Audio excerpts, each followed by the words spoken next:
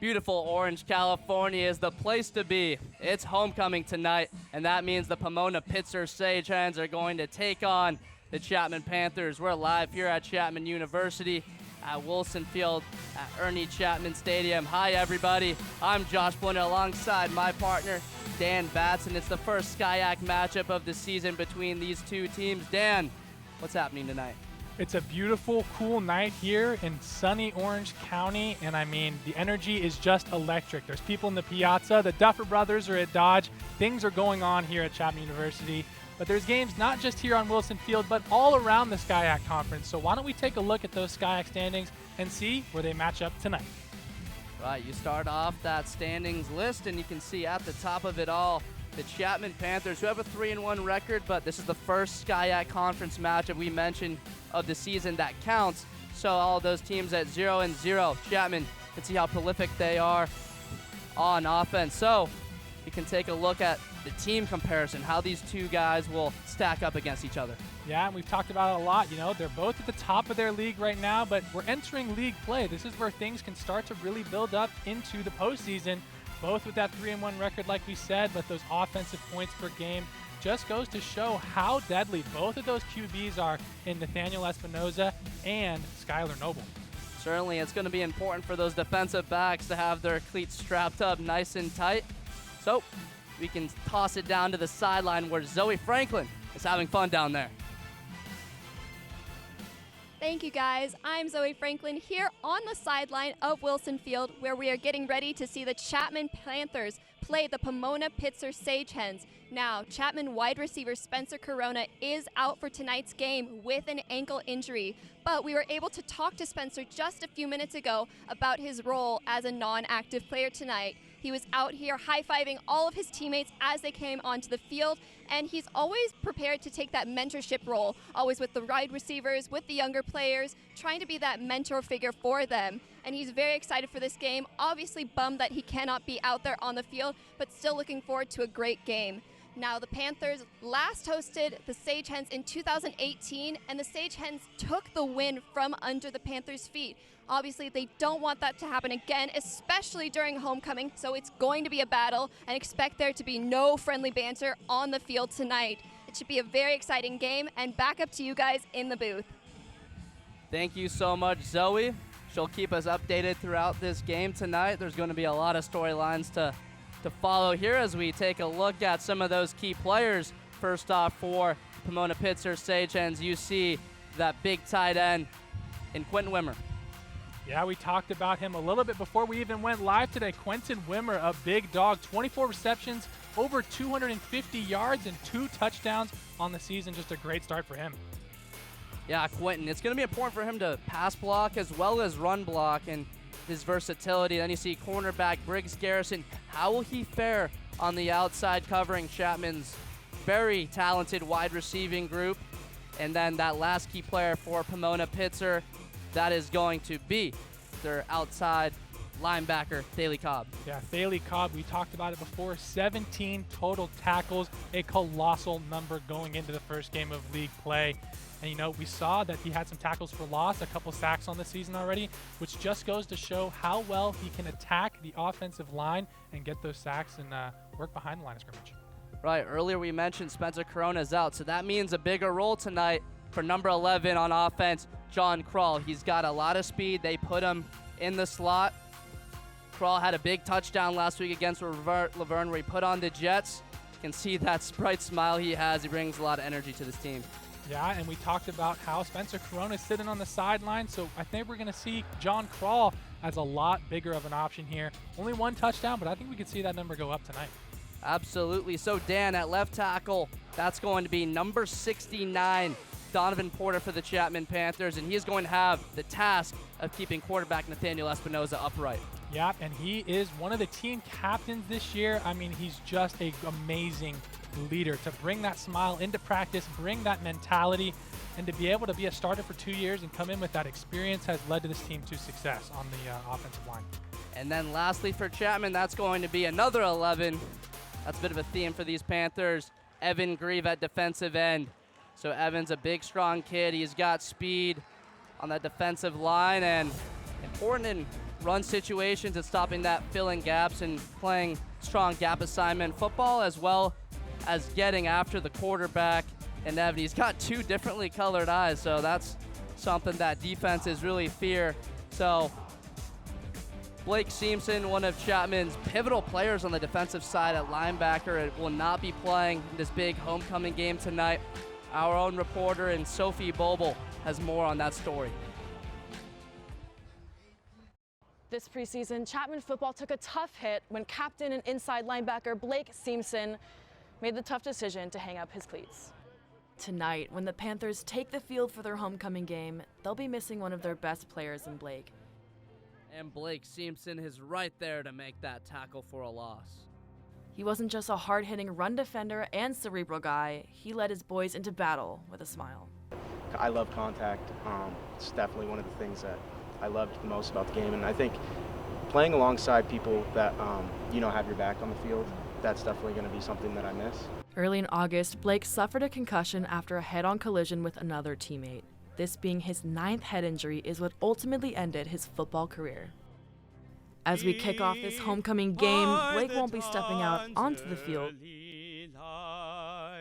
What so proudly we held at the twilight's last gleaming, whose broad stripes and bright stars through the perilous fight o'er the ramparts we watched were so gallantly streaming, and the rockets regular, the bombs bursting in air, gave proof through the night that our flag was still there. Oh, say does that star-spangled banner yet wave o'er the land of the free and the home of the brave.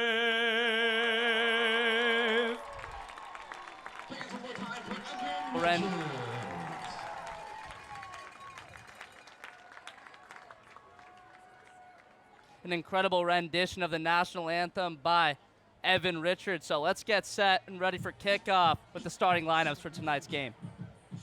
And we're going to start with Pomona Pitzer tonight. Obviously, we're looking at these starting lineups. First of all, we've got quarterback Skylar Noble, running back Dominic Norris. Yep, after him, that's going to be the wide receivers, starting with Jason Kennel. And Nathan Miles. Wide receiver Will Radis. And tight end, like we talked about, Quinton Wimmer. At left tackle, Michael Collins, number 77. Left guard, Tristan Furnish, number 52. Center, number 55, Adam Camargo. Right guard, Carson French, number 61. And to finish it out, we got right tackle Matt Donahue. And as we enter the defense, we've got Nicholas Del Biagio at defensive line. Dolly Cobb at defensive line. Nose tackle, Mark Calling. Linebacker, Eamon Glascott, number 32. Nate Barwin, linebacker, number 8. Thomas McConnell, number 54. And William Welch, number 41. Vaishnav Siddhapareddy, number 23 at corner. Number 25, Andrew Olson. And free safety, Garrett Pittman. Number 0, Briggs Garrison, strong safety. Yeah, we saw some of those key players that we talked about in there, but as we move on, we're going to go look at this Chapman starting lineup, starting with quarterback Nathaniel Espinoza. And as we move on to running back Tanner Mendoza, and we talked about on wide receiver number 11, John Crawl. Continuing that star, number 9, White Hearted. And James Kroll, number 4, tight end 83, Quentin Biebel. At left tackle, 69, Donovan Porter. Left guard, 79, Brandon Fleiss. Center, Vincent Jara. And As we round it out, we got Parker Whittam at right tackle, number 63. Kenny Kerber at right guard, number 56. And we move on to the defensive side of things. Defensive end, Evan Grieve. Ty Hardigan at that nose tackle position. Defensive tackle, Isaiah Munoz. Number 7, outside backer, Kate Jordan. Outside linebacker, also Julian Aldridge. Inside, filling in for Blake Simpson, Harrison Donato this year. Also at inside backer, Alex Tariquez. Cornerback, Rennick Martin. On the other side, Isaac Holbrook. Free safety, Ryan Haith. Strong safety, Adam Andrade. And that's going to wrap it up for our starting lineups tonight. You know, I just noticed that both tight ends have the name Quinton. So the tight end battle tonight will be the battle of the Quintons. And I think it'll be a fun one to watch. We've talked about the pass rush, and we've talked about being able to block on the pass and the run. But we're going to talk about that a lot more with the Quintons. So how important is it for your tight end to be able to block for that running back or for that receiver? Well, for example, Chapman's offensive coordinator, Casey Shine, is also the tight ends coach, and they lost one of their tight ends earlier this season. So the Panthers are taking the field now, and as you see those players trotting out, you see John Crawl, number 11, Donovan Porter, 69, Vincent Jara, and number 3, Tanner Mendoza. Looks like they're walking out there for the coin toss, meeting the Pomona Pitzer Sagehens. Yeah, so you see the referees. We're getting set for kickoff here right now. Tails is the call. It is heads.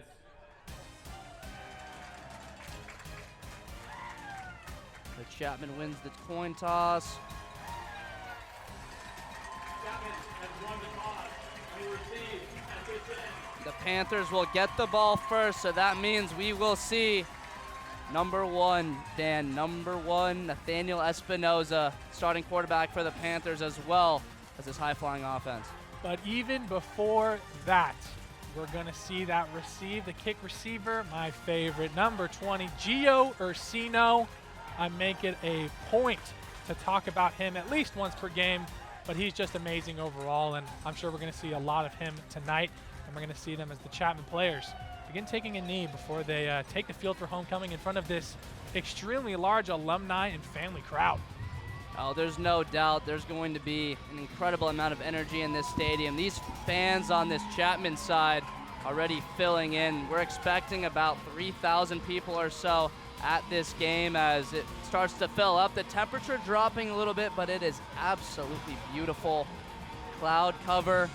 We're getting set for kickoff. The Panthers to get the ball first. You got to look at number 20, Gio Ursino, ever dangerous. He could take one back tonight on special teams. And you know what? I even joked about it a little bit before we went live tonight. But you know what? I've got a gut feeling. I can feel it that Gio Ursino is going to be a breakout star. We've seen him being able to block, break tackles, run for farther than we can even imagine. But as the clock winds down to that 1 minute mark, we're about to start getting ready to go. Yeah, so there you see it was a big storyline in the offseason, and wide receivers coach Steno Adams leaving for Laverne. Chapman demolished Laverne last week. You saw in that red shirt. That's running backs coach Isaiah Williams. Knew he had history at Humboldt State as well as at the University of Northwestern. Pomona will kick it off, and that means Cameron Sharongi, number 36, will start this game off on his right foot. Stay a while here on Chapman Sports Broadcasting Network. First SCIAC matchup, the Panthers and the Sagehens. Let's enjoy it.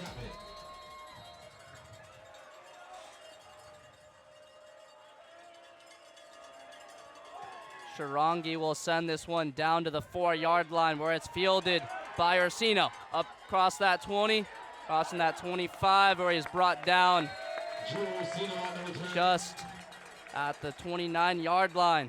So this offense, Dan, they're averaging 42 points a game.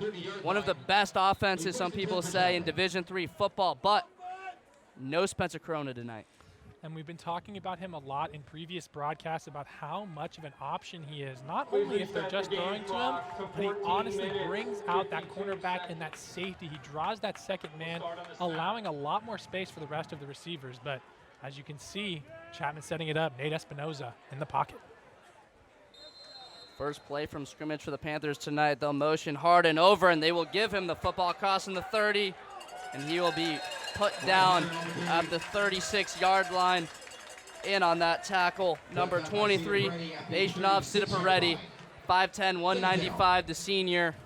As the Panthers going tempo as they normally do, this offense does not huddle, but they will look to the sideline as they get plays. This will go to James Kroll. Espinoza looking wide open down the field, and it will be dropped by Wyatt Harden. That play was beautifully set up on the reverse. The Panthers have been practicing this all week.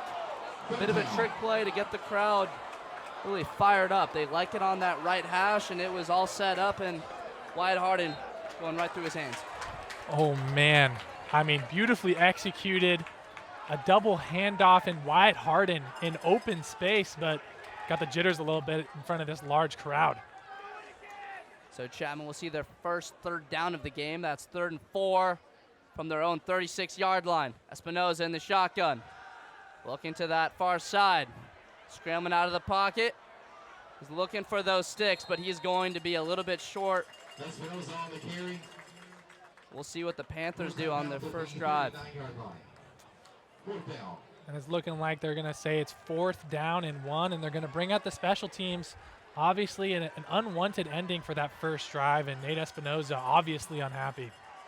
Yeah, it was a beautiful throw, and the play design, Coach Shine dialing up that great throw from Nate into his hands and just dropped. So next play mentality is that will be a high snap. Owen Tapia under pressure, and he will be brought down at the 24-yard line. A mishap on special teams. After a long snap going a bit high from that long snapper, Adam Fujiwara. So Pomona with an excellent start in field position. They'll be at the Chapman 26-yard line. And we talked about how offensively, advanced both of these teams are. And if you're Pomona Pitzer starting on this 26-yard line, you're really happy with the start of this game, especially because you just kicked the ball off. So we'll see Skylar Noble for the first time tonight. In the shotgun, looking over the middle of the field. He's got a man. He's breaking a tackle as he's brought down after a nice gain. That was number 45, Alex Tariquez, bringing them down there. But like you said, already into the red zone just after one play. I mean, tough look for the Panthers to start. Yeah, Will Radis with the grab, his first of the game. And you see a look at that offensive line of Pomona Pitzer. Going to have to do a good job of keeping Noble upright tonight if they want to get a road win. Looking for the end zone, and he's got his tight end. That's Quentin Wimmer for the early score and touchdown for the Sagehens, striking early. And the crowd is a bit silent on this Chapman side as Noble connects with his dominant tight end, Quentin Wimmer, Dan. And look, we said it during the pregame show. We said it a little bit after. It's the battle of the Quintins tonight. Quentin Wimmer, Quentin Biebel. Quentin Wimmer starting off with a strong first look, first catch, first touchdown for the Pomona Pitzer Sagehens. So trotting out on the field, that's Cameron Strongy. He's that. The kick will be up and good. So Pomona takes a 7-0 lead. Beg your pardon, that was Kyler Paris, place kicker for Pomona. So 7-0 early, Dan. You got to be happy with that start if you're the Sagehens. I mean, as a Chapman fan myself, it's a tough look. Obviously some mistakes there. That's a big different ball game if Wyatt Harden doesn't drop that pass. An even bigger different ball game if that snap goes right into the hands of the kicker, Owen Tapia. So we're going to start it off a little different than we thought, but it's kind of looking just like minute 15, but there's 7 points on the board. It is 13-16 remaining here in the first quarter. Josh Blinder, Dan Batson, glad to have you with us here on Chapman Sports Broadcasting Network. So how will Chapman respond in the early stages of this first quarter, their homecoming game? The crowd continues to fill in here nicely. Bit overcast, We're loving this weather right now. That kick will be sent down to the 1-yard line, fielded by Ursino, crossing the 10. And he is blasted just shy of the 20-yard line, hit high on that return. So Pomona, these teams do not like each other, Dan. No love lost between them, and you can see early bit of physicality and a strong hit. Yeah, it looked like he just made really good contact, but like you said, a little bit high on the tackle there. I think, like you said, they're going to be physical, they're going to be mean, gnarly here, and we're going to see it as we move on, as we look at Coach Bob Owens on the sideline. Can't be happy with the way the Panthers have started right here. So Espinoza in the shotgun, takes the snap. He's going to that far side. That's John Kroll, and he'll gain 9 yards on first down for the Panthers. We talk about John Kroll. He's going to have a lot more opportunities this game with number 13, Corona, all-conference player in 2021, being out with a heel injury. So Crawley likes to play in the slot. They put him in that position to succeed where they do play well. Wyatt Harden had about 200 yards. Kyle Lutheran, he had a great game there on the road. Chapman, 2nd and 1 from their own 29. Espinoza will hand it off up the middle. Gain of 6 yards for Isaiah Woods. And this is a very fast player, this Chapman team. One of the fastest, if not. There's a bit of a rivalry between Espinoza and Woods. Both of them say they're faster, but when you're teammates, you always like to see that. So Chapman moving the 6. It's pretty important, I'd say, right now for them to maybe get some points or at least move the football. Yeah, I think they just got to get their confidence back a little bit. They're a little bit rattled, I think, after that first drive, but slow and steady play is going to be the way here. Espinoza rolling to the right side. He's looking on that sideline, got his wide receiver, John Kroll, knocked out of bounds at the 48-yard line. In coverage, you saw number 23, Klau. That was Vaishnov Sidipareddy again. Illegal block, below the waist. Number 21, offense. 15-yard penalty from the previous spot. Replay, first down. You can hear the boos throughout the stadium as that play will be negated, and Chapman will have a first and forever here at 1st and 25. And Josh, we just said how important it is to move the football, and now we are back to the 20-yard line yet again. Now 1st and 25. An abysmal start if you're a Chapman Panthers fan. It is, but if you're a good team and you're coached well, I mean, you got to be able to bounce back. You're here at home, and give your credit to Pomona. They're ready to play. Espinoza on first down, looking over the middle, trying to get away, scrambling around that 8-yard line, and he will throw just high of intended wide receiver John Kroll. So the Panthers kind of out of sync. He had a decent pocket, but deciding to roll to the right side. Yeah, and we saw the speed there from Nate Espinoza, making some space, and like you said, just a tad too high there. Something to look forward to in this game is that play in the secondary from both of these teams hasn't been the best. So how will Pomona? They like to play a lot of cover 2 man. That means 2 high safeties, and that's going to be man coverage across the board. In their secondary, Espinoza will dump it off to running back Isaiah Woods. He'll get up to the 27-yard line, but still the Panthers going to be about 18 yards short, so this will be a 3rd and long. See, Josh, when you get to a space like this, you got 18 yards to go. You're in the first quarter. I mean, do you just chuck it up or do you chalk it up? Right now at the feel, it depends on the play call. 3rd and 18, you don't have a lot of plays for this situation. If you comfortable, really, it looks like they got a cover 4 defense right now, just going to play a bit soft. As Espinoza in the pocket will dump it off to Isaiah Woods, crossing the 30, up past the 40-yard line, and he'll be tackled. We'll see where the officials will mark it, and it looks like they will give him a first down. What a play from Isaiah Woods. A lot of space, making a man miss. And Chapman with the first down, you see the first big reaction from this crowd tonight. And I think that's going to be a driving force for this Chapman football team. I think getting loud in the crowd and feeling the energy is going to be really pivotal, not even just for the players on the bench or players that are just watching, but the players on the field.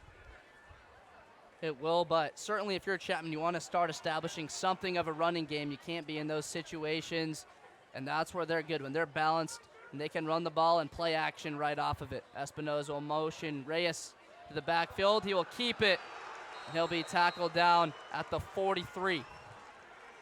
And some great awareness there by number 90 for Pomona Pitzer. You know, got a great play action, but saw that it stayed with Nate Espinoza there and made the tackle. On the Pomona side, they don't have a huge defensive line. A bit more speed over there as they go, kind of rotating between 3 or 4 down players and rotating in the secondary.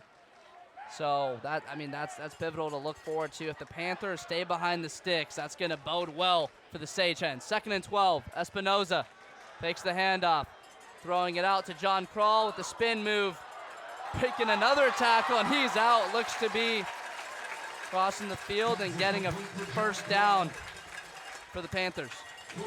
John Kroll with the yards after catch. We've seen a couple short throws to him and letting him extend it by breaking tackles, that beautiful spin move we just saw. But as you can see, Nate Espinoza finds John Kroll and boom, see you later. Give me that first. Something to look at is Pomona's wearing stickers tonight to support student-athlete mental health. They're green, and they've got also a new center for athletics in that department. So good to see that kind of positive mentality, as he was a bit shy of the first, so he gets it there. And we talk about mental health of student-athletes, and especially maybe football players, and it's really cool to see that display from Pomona. Yeah, these guys put in long hours, day in, day out to show up and show out for this football team. But not only are they getting hit in the head and tackling and putting their bodies on the line, but they're working with a lot of other stress going on in school and life. So it's definitely good to see some representation there. Espinoza will motion Biebel over to the right side of the line of scrimmage.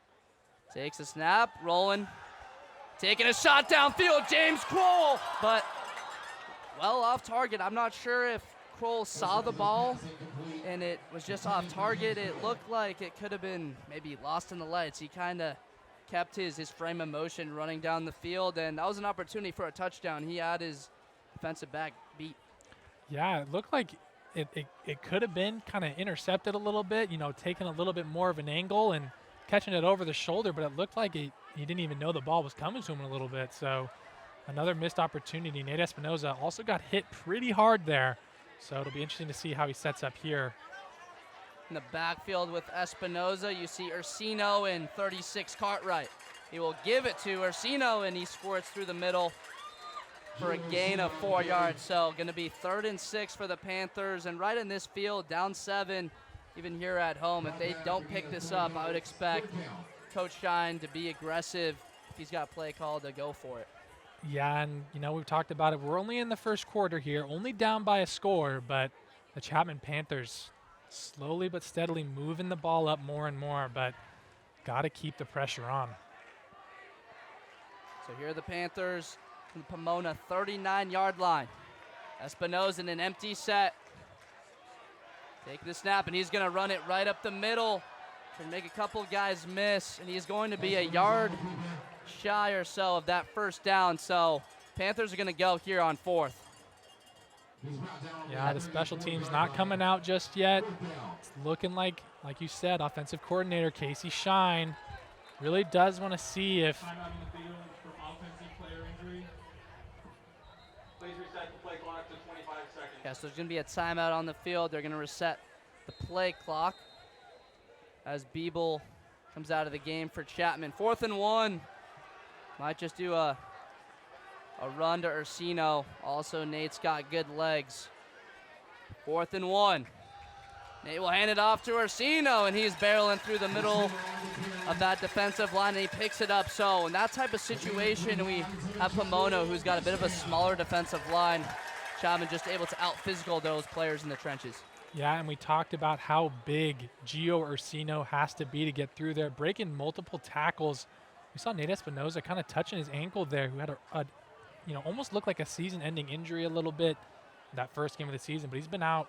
He's been balling out a little bit, but definitely scary to see him kind of playing with the ankle a little bit there. Yeah, that was the first play of the season where he broke it for a 49-yard run, and he tore his meniscus in his knee. So he's still mobile, but he's playing hurt. First and 10, Espinoza looking down the field, and he's got Wyatt Harden. Oh man, you hope he's okay, as the ball did come out after that play. He's gonna have to come off the field as his helmet came off. That's a rule in college football that they've implemented just to make sure players are safe, and man, did he just take a hit. I mean, I said it in the first game that we called together, but that was definitely a hit stick right there. Even brought the helmet off. I mean, found his man, but oof, just a huge hit, and it looked like it bobbles out a little bit, but I think he got his knee down before. Yeah, that was Briggs Garrison, 6'3", 200 pounds. That's safety. As he'll hand it off to Mendoza, up past the yard line, but that's going to be a flag on the field. I think I might have saw a hold on that offensive line, so this could march the Panthers back a little bit. Mendoza, a fifth-year senior player. Holding, number 56, offense. 10-yard penalty, first down. Yeah, so that's right guard, number 56, Kenny Kerber. He's a senior captain, so the Panthers going to have a 1st and 20. Man. Now again, they're in these situations, and Casey Shine got to be shaking his head. Yeah, 2 flags, and we've sent them back 25 yards, I believe. And Chapman had to fight for that last one. We're going to see if they can do the same here. Obviously got the strong mobile running back in Tanner Mendoza, but 20 yards is quite a bit to make up. Espinoza, he's going to pitch it forward to Mendoza, and he will be brought down at the 30-yard line. So 5:19 as we're trying to get through this first quarter, and the Panthers, if you're just joining us, had an opportunity to get an early strike, probably would have gone for a touchdown. Wyatt Harden drops the pass on the ensuing punt. It was a bad snap. And then Pomona goes down the field quickly, scores a touchdown after good field position. This is now the 18th play of this drive, and Chapman's still trying to find a TD. Espinoza to crawl out in the flat, and he will be tackled down the sideline. That's number 32 linebacker, Eamon Glascott. So Pomona at outside linebacker, whenever you have this type of defense where you run a 3-4, that means you're going to have really athletic guys, especially on the outside, who can get after the quarterback, rush the pass, and then your inside linebackers going to have responsibilities in pass coverage. Yeah, and as we see the Chapman lineup again, Tanner Mendoza to Espinoza's left. Got to get about 15 yards here. Espinoza looking, dumps it off to Mendoza. He'll be gang tackled there right at the 20-yard line. So a 3rd and long for the Panthers. We'll see if they send out the field goal unit, and they will. So Ken Byrell with what will look to be a 37-yard field goal. And this is an important kick right here, Dan. If you have a drive that doesn't end in points, Pomona would have a lot of momentum really in this first half. Holder is Wyatt Harden, number 9, he's a wide receiver. And Byrell's kick will sail through the uprights, and good. So Chapman gets on the board with 3:41 remaining in the first quarter, trailing 7-3. So they are able to salvage that drive after they had a 3rd and 18 picking it up, and then a 3rd and long, and that puts the score at 7-3, Dan. Yeah, and you leave with some points. Obviously, you don't leave with the touchdown that you want, but it's better than just having a goose egg up on the board if you're a Chapman Panther. Yeah, so when we talk about homecoming, alumni are back for this game. I know out in the crowd there's a ton of former Chapman football players over the years who are excited to see their team, so you know that they want to put on a good performance and play well here at home, but I mean, you got to always give credit where it's due. Pomona with the lead early. They get the ball to start the second half, so an important possession. Pomona getting it with a 4-point lead now, as Owen Tapia will trot out. Chapman has place kicker Ken Byrell, who does field goals and PATs, and Owen Tapia has responsibilities for punts and kickoffs. Some of these teams do it when you don't have a player that's a lot better at all the responsibilities, so you mix it up a little bit. Tapia will kick this one down to the 2-yard line. Running up, crossing that 15, breaking a tackle at the 30-yard line, crossing that 45 midfield, and he's gonna go all the way potentially on this. Colin Keefe trying to bring him down, going into the end zone all the way for a touchdown, taking that one all the way to the house. Wow. It looks like a flag right there at the 25-yard line, but I mean, a beautiful run there as a sagehen, but almost 100 yards there. During the return, holding number 80, return team. Oh, 10-yard penalty from the spot of the foul. First down. oh man. Yeah, And that's just a strike to the heart to get that sent all the way back. Ooh. No, it is. That would have put them up 14-3 right here in the first quarter. And you're negating a huge return. And, I mean, in that situation, it could have been a huge play for these sagehens, but get the holding call, and you don't get that play, as you can't do that.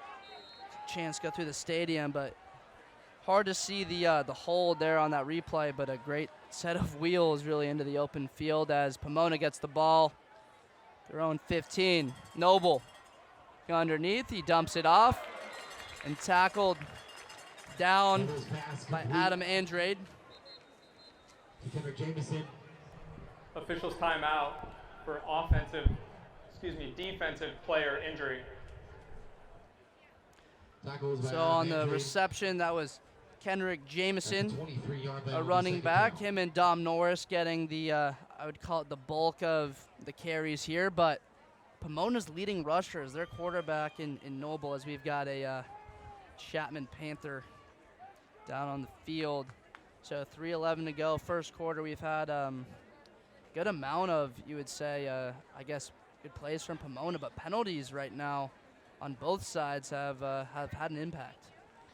Yeah, and I mean, the flag on that last play for Pomona Pitzer sends a touchdown all the way back, but you can't overlook that Chapman Panthers 2 flags, a total of 25 yards, and really kept them from scoring the touchdown and forced them for the field goal, as we see. Yeah, that's number 33, Harrison Donato. We mentioned in the pregame how he's filling in this season for Blake Simpson, who was a great player for this team. And on special teams, that position, Chapman's really thin at inside linebacker after number 4, Simon Hall, the torn labrum, out for the season, down to the last starter really from a year ago, and Alex Tariquez, and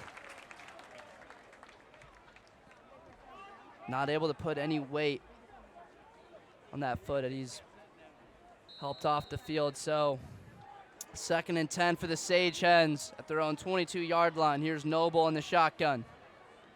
Takes the snap, and he's going to run it right up the middle. Getting a decent gain there on 2nd down. Put on the ground. That long hair, he kind of looks like Sunshine, if you know that character from Remember the Titans, Dan. Yes, I do, but if I remember the Titans well enough, I've never seen Sunshine run a ball like a running back. I mean, Skylar Noble, strong and being able to just run through the middle, not worrying about the tackles too much. Incredible to see. Chapman with only 2 down linemen on that play as he dumps it off to his running back and Cedric Jameson, and he gains a couple yards. So with that, that's a different type of front. Chapman not quite as aggressive this year as years past in terms of sending a bunch of pressure. They do a lot of simulated pressures where it looks like they're going to have guys at the line of scrimmage who will jump off and then send pressure from the inside linebacker position, as you get a beautiful shot of that crowd completely packed here on this beautiful evening here at Ernie Chapman Stadium. It's getting a little chilly. It is 2nd and 3. Noble over the middle. He's got the completion to number 82. That's Will Radis moving the sticks for the Sagehens. So, I mean, we talk about some of these bigger players, and 6'1", 185 as a senior, and he's one of their main guys, I would say, as a wide receiver that you look at as Pomona. With the lead 7-3, late stages first quarter. Noble takes a snap, The pocket looking over the middle of the field. That's Radis again, up to the 47-yard line. Opportunity there to make a tackle and limit the gain, but he's able to get about 5 yards on that play, Dan. Yeah, and it looked like it could have gone for a lot longer. Broke a tackle and had a blocker, but obviously Chapman collapsing on the ball there with just over a minute left to play in the first quarter. So that line of scrimmage is going to be key to look at. Chapman, they love cover 3 and having one deep high safety in their corners back, as Noble will try and get through the middle of the field, but no chance as Alex Tariquez is right there to make a nice play. See him waving that index finger. No, no, no. We're going to have a big third down. And this is important for the Sagehens. You really want this third down conversion. You want to keep possession of the football. Obviously, you get the football back when you go to the second half, but you want to extend this lead as much as you can as the crowd starts to chant defense. Noble looking down the field, rolling to the right side. He's got space trying to get to the stick, so he'll be brought down shy right at midfield. So what does Pomona do here on 4th down? We might find out after the first quarter, as Pomona does not have to run another play, as Josh Williams runs out onto the field for the Panthers. Under 10 seconds now. Pomona might just try and draw him off sides.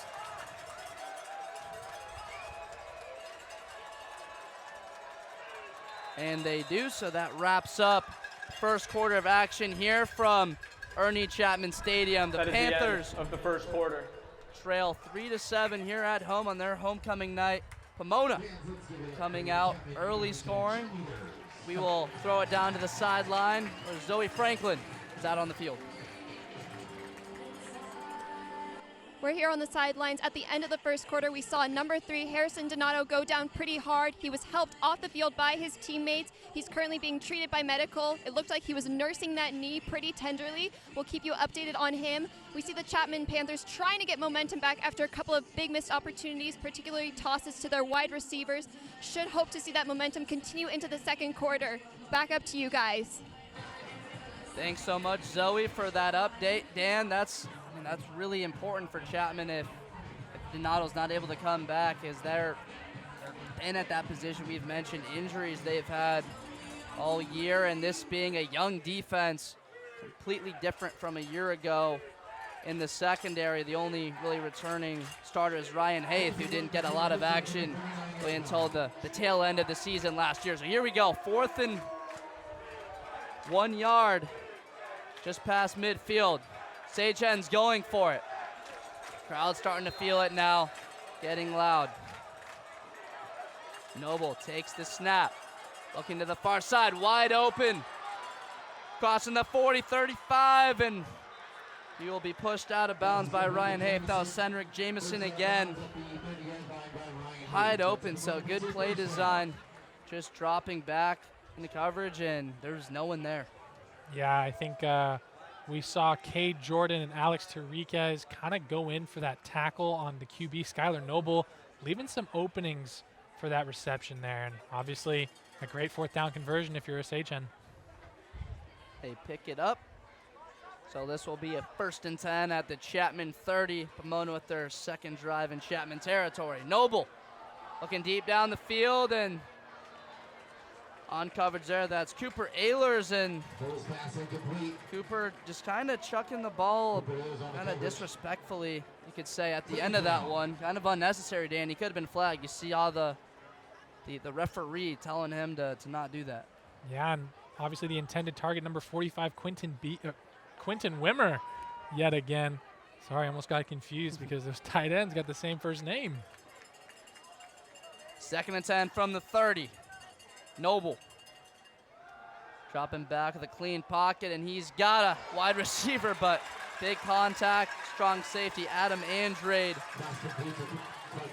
That will be a 3rd and short coming here for the Sagehens, but again, you just saw them go for it on 4th, so I'd imagine they'd be aggressive, especially in college football. You can't always rely heavily on your kicker, so I'd imagine they've got 2 more plays if they need them. Empty set. Noble out of the shotgun.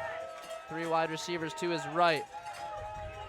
Noble takes a snap, and he's going to run it up the middle easily for the first down, up to the Chapman 14-yard line, where Alfonso Barmore brings him down. So we've seen that a couple of times, just that quarterback draw, and we mentioned earlier in this broadcast how he's the main rusher for Pomona, dual threat, versatile player who can use his legs. Yeah, and he's got the size to keep himself straight up when he does encounter some tackles there. I mean, just a strong body and obviously a strong arm that we've seen tonight, just absolutely dotting his passes. Noble looking towards the end zone. That is Quentin Wimmer for the touchdown. The Sagehens strike again. Second touchdown grab of the game and his 4th on the season. Wimmer on a beautiful back shoulder throw from Skylar Noble, and Pomona taking a 13-3 lead, Dan. Almost the exact same play that they executed on the other side of the football field tonight. Found Quentin Wimmer, another touchdown for him, and Skylar Noble backs up in the pocket and just dots it right over the shoulder, laying out, I mean, a beautiful touchdown for the Sagehens. Yeah, that was beautiful. As you saw, Cooper Ehlers not able to turn his head on coverage on that play, as that PAT will be up and good from Cameron Chirongi. 14-3, Pomona the lead here on the road, 13-12. So that defense, Dan, that's 2 plays in the basic same part of the field, where they go to that left part of the end zone, lined up and taking advantage of that size, and sophomore inexperienced cornerback in Ehlers beat in coverage. Yeah, and I think they're going to keep throwing it to that left side of that field. I mean, obviously they're finding the holes in the secondary right there, and they're going to keep feeding big boy Quentin. So we're going to see as we move back to something that we've seen almost, it seems like too much for the first half, is yet another kickoff as Gio Orsino lines up in the back. Gio and Woods back deep. Nice to see there on the sideline our Panther cheerleaders,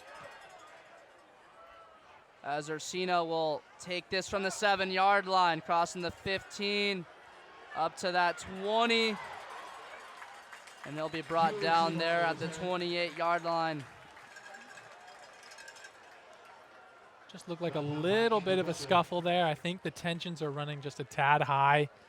I mean, this is a big game if you're a Chapman Panther. It's homecoming, obviously, but can't let the emotions get the best. You got to rein it in, got to control that chaos. And we talk about homecoming and its impact for players, but for me personally, it's incredible to be calling this game on play-by-play alongside you. It's a pleasure to be doing this for Chapman Sports Broadcasting Network.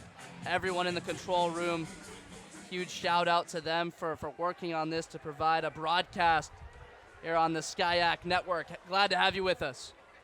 Espinoza looking to the near side. That's John Kroll, and he fumbles. But they're gonna call it incomplete. I thought he made a football move, but the judge deciding that he did not maintain possession during the catch, and that ball comes out during the hit. Honestly, they've been going to John Kroll a lot tonight. I wouldn't be surprised if they keep trying to get to him, but obviously he's bringing a little bit more coverage onto him now because they know he's pretty much a deadly option, as we talked about in that key player section. Chapman trailing by 2 scores. Espinoza hands it off to Woods. You can see that shiftiness going to the 31-yard line of their own side of the field. Coach Michael Owens, Bob Owens' younger brother, talks about Isaiah Woods as like a human highlight reel type guy. He's a wide receiver coach, but he loves looking at the shiftiness, and he's always making that first guy miss. You talk about maybe the NFL thing, Christian McCaffrey, player that it's just so hard to bring down at first contact. 3rd and 12, Espinoza, the clean pocket. He's gonna take a shot downfield, and that will be overthrown. He's looking for his wide receiver, Wyatt Harden. So the punting unit will come out. And a little bit of unease from the crowd here at Ernie Chapman Stadium right now, as you would think we're expecting better action, but over there on the far side, Pomona Pitzer with those bright orange helmets. Gotta be happy if you're a Pomona fan right now. Yes, indeed. And Owen Tapia, seen him quite a lot tonight. And that punt will be blocked. Man, special teams huge here early in this game. That's the second time that special teams has gone awry. A high snap. Fujiwara again put it right to Tapia, and he's not able to send that one off correctly. You can go to replay and see how Tapia just not able to put that one on the ground. You could saw he just punted it right to that player from Pomona. Man, oh man. This is a tough one, Josh. It's a tough one to see. I mean, just silly, silly mistakes out here on the field tonight. So Pomona with fantastic field position there on the Chapman 16-yard line, 1st and 10. Empty set again. Pomona has liked to run it up the middle with Noble in these situations.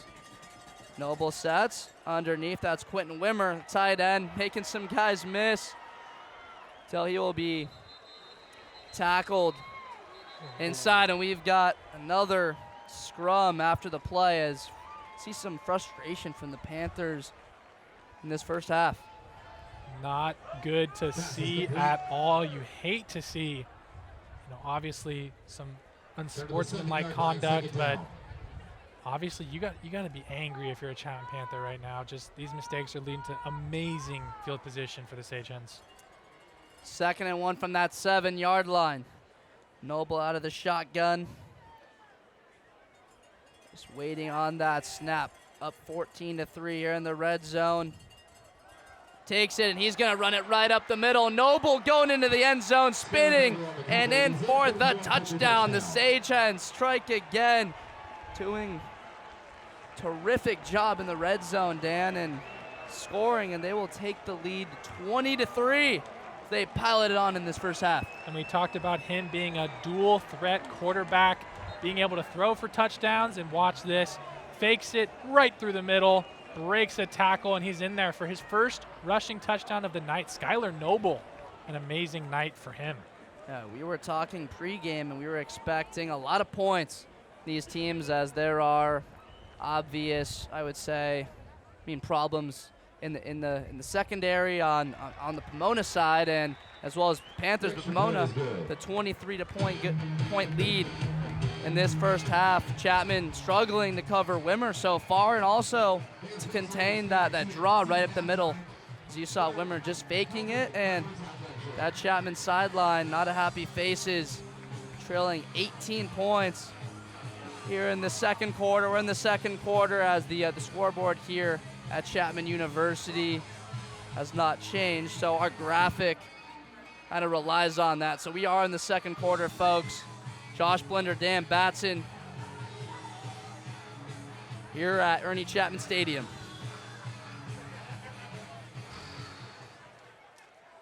And I think the moral of the story for this first half has been the mistakes. Seen a lot of flags, a lot of fouls, and obviously those missed passes that you can't help but keep thinking about. And Sharangi will send this one down to Orsino, who fumbles it, crossing that 10 and up past the 20-yard line. So again, some miscues on special teams. We saw 2 catastrophic plays trying to punt the ball away, and really all of this comes down to the second play from scrimmage. The Panthers with a special trick play. Wyatt Harden with an opportunity to score a touchdown, catch the ball wide open. He doesn't, and Chapman ends up punting. That gets blocked. Pomona goes down, scores.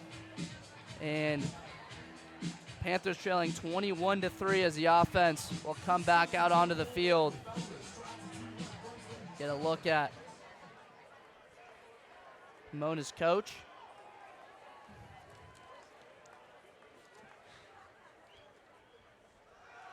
Espinoza over the middle of the field, and that will be behind his tight end, Quentin Biebel. So you got to say miscues and a couple lapses so far early have been the story. right now in these plays. Pomona's come out, been playing the better football, a bit more cleanly, definitely on the offensive side, drop passes, and of course on special teams. 2nd and 10 from the 23. Espinoza rolling left side. Looking over, he's got a wide receiver, James Kroll, up to that 44-yard line. Helmet comes off on the Pomona side. It's so interesting to see as David Gorman, the helmet came off and he tried to like throw it right back on his head because he didn't want to come off the field, trying to pull a little fakeroo on the officials, but good job by the back judge seeing that and making sure to usher that player off, because when that happens, you have to get the player. He will be able to return after this, as we have a The helmet came off, number 30 of the defense. Please set the play clock to 40 seconds. as we get clarification from head referee John Carlson for tonight's game. 1st and 10 from the 44. Espinoza taking the handoff, rolling to the right side and diving for a 2-yard gain. It was 11, John Kroll. Looked like he had the opportunity to keep it, but that seemed to be well played from Pomona on the outside, especially there at outside linebacker, and he's forced to dump it off, and only a short gain. Espinoza threw a rocket there. Then, had to dive Hands out it for off. Up the middle, that's Marcos Reyes crossing midfield to the Pomona 49-yard line. So this will be 3rd and 3 for the Panthers. And we are in the second quarter. 10:15 remaining here. Again, that scoreboard operating is what our graphic relies on. And there's going to be movement up front on this play. Like Chapman jumping early with a false start. Full start, number 83, offense. 5-yard penalty, still 3rd down. Yep, and that's tight end number 83, Quentin Biebel. So that's huge. In that situation, you could run the ball and try and pick up the 1st down, but now you put yourself in a 3rd and long, or you'd expect them to be a bit more one-dimensional, Dan, and likely pass here. Just really, really tough. We've been talking about mistakes all night long. Espinoza, nice pocket, dumping it off, and this will be, looked like John Kroll had an opportunity on the near sideline for that pass to be completed, and the special teams unit will come back out on the field. So again, you have a mental error from Quentin Biebel and the false start at the tight end spot. Makes it 3rd and 8. Maybe Chapman would have been able to run the ball. And you see Bob Owens talking to Nate Espinoza. Who knows what he's saying there, but all eyes are on Owen Tapia here. yeah, 2 straight punts that have been off, as this will be fair caught at Pomona's own 14-yard line. So Dan, we talk about, this is the homecoming game, but also the first, SCIAC matchup that counts, and how important it is for Pomona to come out here and get a road win. It sets a huge precedent, not even just for the Pomona team, but for the rest of the league. To see Pomona Pitzer come on to Wilson Field and come away with a win, it would be incredible. It just goes to show how strong Pomona Pitzer is. It goes to show how well Skylar Noble has been playing. But, we've still got a lot of game to play here, Josh. Yeah, plenty of time left. Pomona's offense, 3 for 3 so far with 3 touchdowns. 9:37 remaining in the second quarter. Noble dumping it off to his running back as he's tackled down at the 30-yard line. That's running back for Pomona, Dominic Norris. We've been talking about mistakes all this first half, and we're hearing now that it's been 7 incompletions for the Chapman offense and only 1 for the Pomona Pitzer Sagehens. So mistakes or lack thereof have been the driving force of this game. Got 3 wide receivers to that near side, as Noble again taking off and going through a defender. Julian Aldridge at outside linebacker. He lowers the shoulder And I mean, we talk about Noble, and he's a big guy, 6'3", 215 pounds. He's a senior. We'll see if he, decides to extend, have a fifth-year option, which he does, and come back and play for the Sagehens next year. But right now, he's had a terrific start to this season, 7 passing touchdowns, 3 interceptions, which were all in a loss to Pacific. Noble dumping it off and tackled there at the 33-yard line. Pass complete to Wimmer. I mean, Skylar Noble has to be your most valuable player this first half. I mean, 3 touchdowns, well over 150 yards, both rushing and passing. He's all over the ball tonight on the offensive side of things for the Sagehens. 2nd and 7 from the 33-yard line.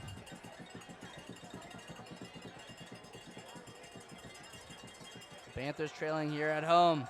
Dumping it off again, short play, and there's good contact from Julian Aldridge. So this is a huge 3rd down right now, Dan. If you're the Panthers, you got to get off the field and give your offense a chance to score and start biting into this deficit, as it looks like Pomona hasn't taken any deep shots downfield. They have had good completions throwing the ball past the line of scrimmage, but both of those have been for touchdowns to their tight end, Quentin Wimmer. We haven't seen a whole lot from the wide receiving core, and I would like to see Pomona potentially test those defensive backs on the outside. As they go underneath and surging forward for the 1st down. Pomona gets it. Huge play, number 82.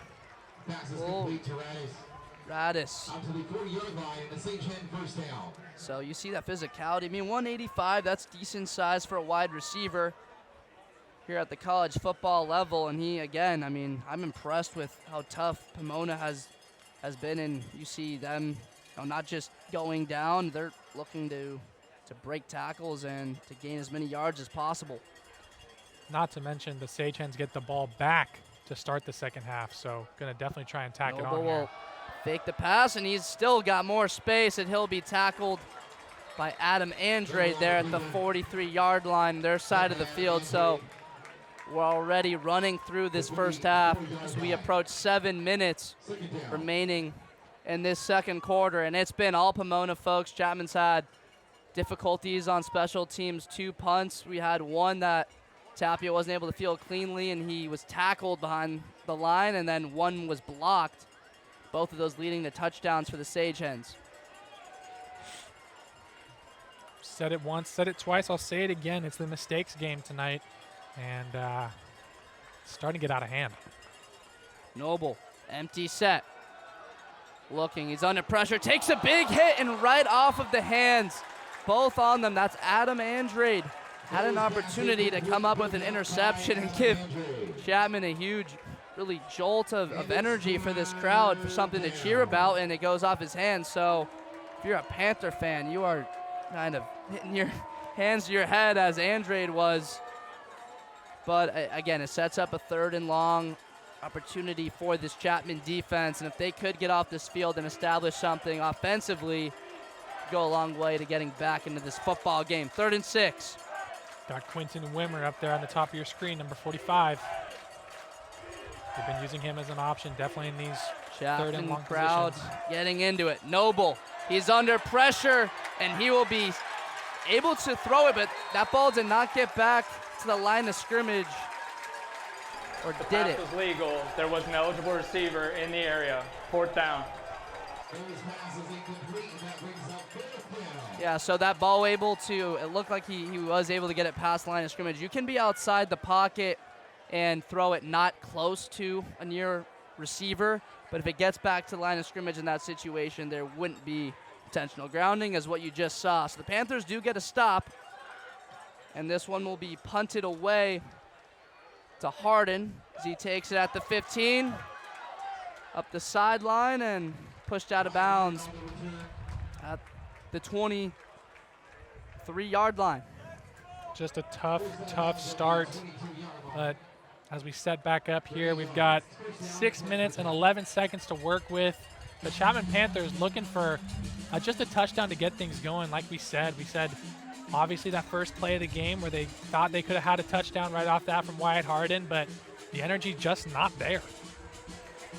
Yeah, I mean it's something that you talk about all week. Coach Owens was really stressing to his players toughness and resilience. You talk about physical side of that, and you can work out, but mentally, got to be strong. And if you're down big, especially at home, can you find a way to do anything to come back? As handed off to that near side, Gio Orsino with a nice run up to the 34-yard line and a first down for the Panthers. So a nice gain as Chapman keeping it on the ground, and you like to see that from offensive coordinator Casey Shine, not panicking with the play calls and saying, that's a strength of this team. We run the football well, and if we get one-sided and pass it a whole lot, it might be tougher because you can stay more balanced. Espinoza with another handoff, and this time Pomona Pitzer's defense will play that very well. Had 3 in the back there, so almost guaranteed that you're going to hand it off to somebody at least. But like you said, Pomona Pitzer collapsing on the pocket and tackle for loss there. And that was Nate Berwin on the tackle, meeting him right at the line of scrimmage. 3 running backs in the game, as Mendoza will throw it to that far side. Wyatt Harden brought down at the 46-yard line, but not after he picks up that first down. So the Panthers moving the ball here in the late stages of this second quarter, trailing 21-3. But Dan, even though Pomona gets the ball to start the second half, you can put up points and especially a touchdown right now going to half, trailing 11. I mean, you're right in this football game. Exactly, and that's why time is not on their side as they hand it off. Oh, a play action. Nate Espinoza rolling. Espinoza throws that one down the sideline, and they're going to say he was out of bounds right at that 15. Harden thought he caught it. See that replay on that far side as Espinoza rolling. He likes to do that a lot, use his legs to get outside the pocket and throw it. As you can see, he fakes the handoff, rolling and trying to get that completion, and it's hard to tell from that angle if he was able to get that left foot in bounds. But Harden obviously upset, trying to make an appeal to that linesman, but Espinoza rolling left side wide open. John Kroll, beautiful throw from Espinoza as is caught at the 1-yard line. What a throw from Espinoza. Flipping his hips and delivering a strike to John Kroll as this Panther crowd out on their feet. Wow, what a play.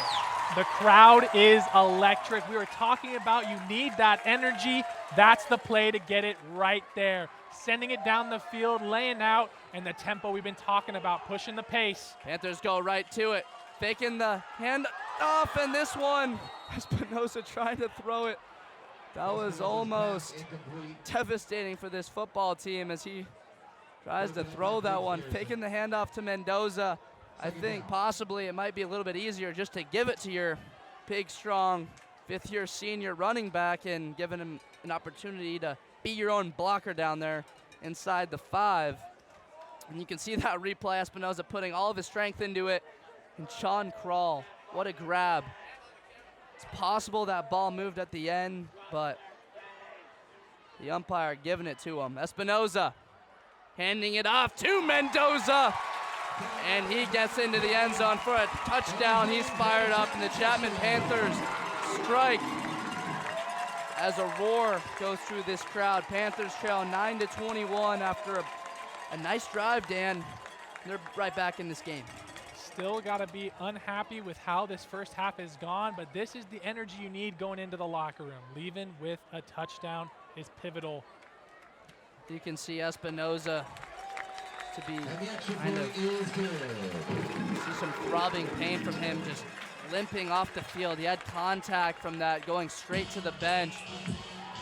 Close down here as this crowd really getting into it, but we'll try and get an update on Nate as you see that angle of him with the trainer and that meniscus. John Kroll, you can see that angle right there. Espinoza pounding his fist against Kroll about it, and I mean, I can't say how tough this kid is, but Mendoza gets in, but he has a torn meniscus, Dan, and he's been playing through it all season. He's there, been able to, I mean, come out and compete for his teammates, and right now you can see a bunch of wide receivers going over to him to try and keep that energy going. I mean, when you play football and the adrenaline is unlike really anything, it's almost like a gladiator going to try and fight for his life. And I mean, you can't speak. Espinoza's dad told me he's just a selfless player and trying to make other guys around him, and that was truly a great throw to set up the Panthers 1st and goal from the 1. Tapia with a bit of a wobbler, and this one will sit down right at the 2. That kick, Mendoza trying to make the tackle, but he'll be rocked at the 10-yard line. That was an interesting kick from Tapia. Don't know if that was by design.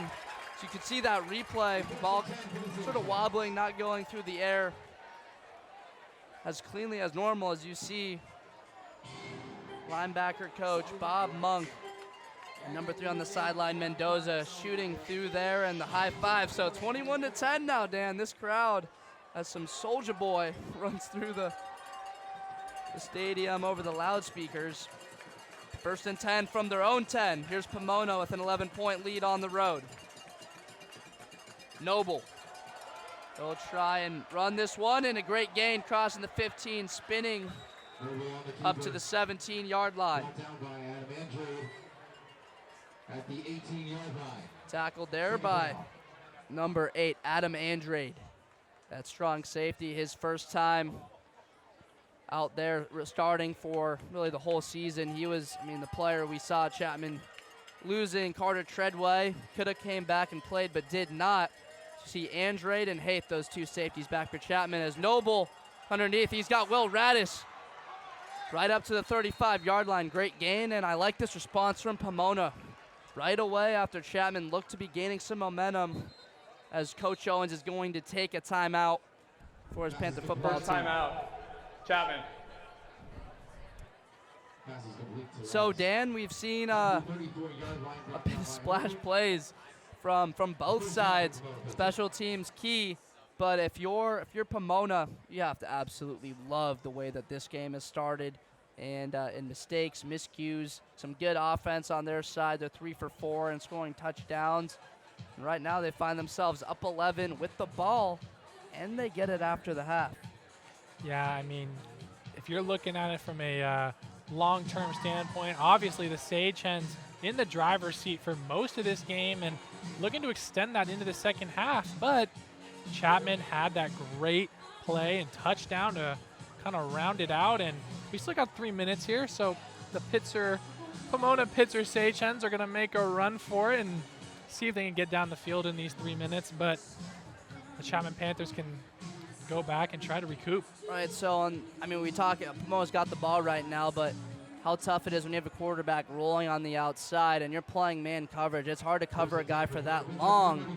Pomona loves man, and Espinoza able to find crawl for that strike that really gave the Panthers an opportunity.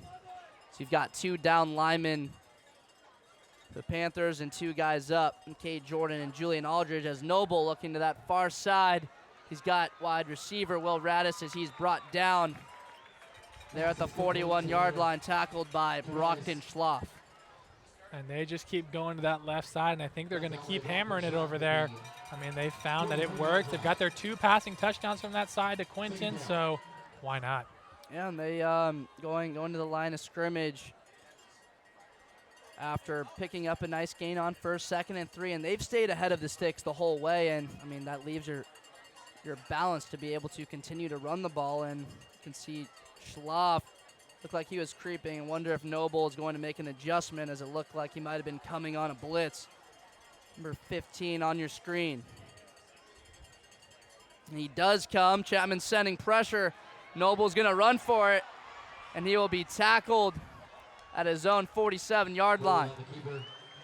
So you could see, I mean, that's when we talk about pre-snap decisions, and when you don't snap the ball, you can see what the defense is doing, especially those inside linebackers sometimes give tells as to what they will do.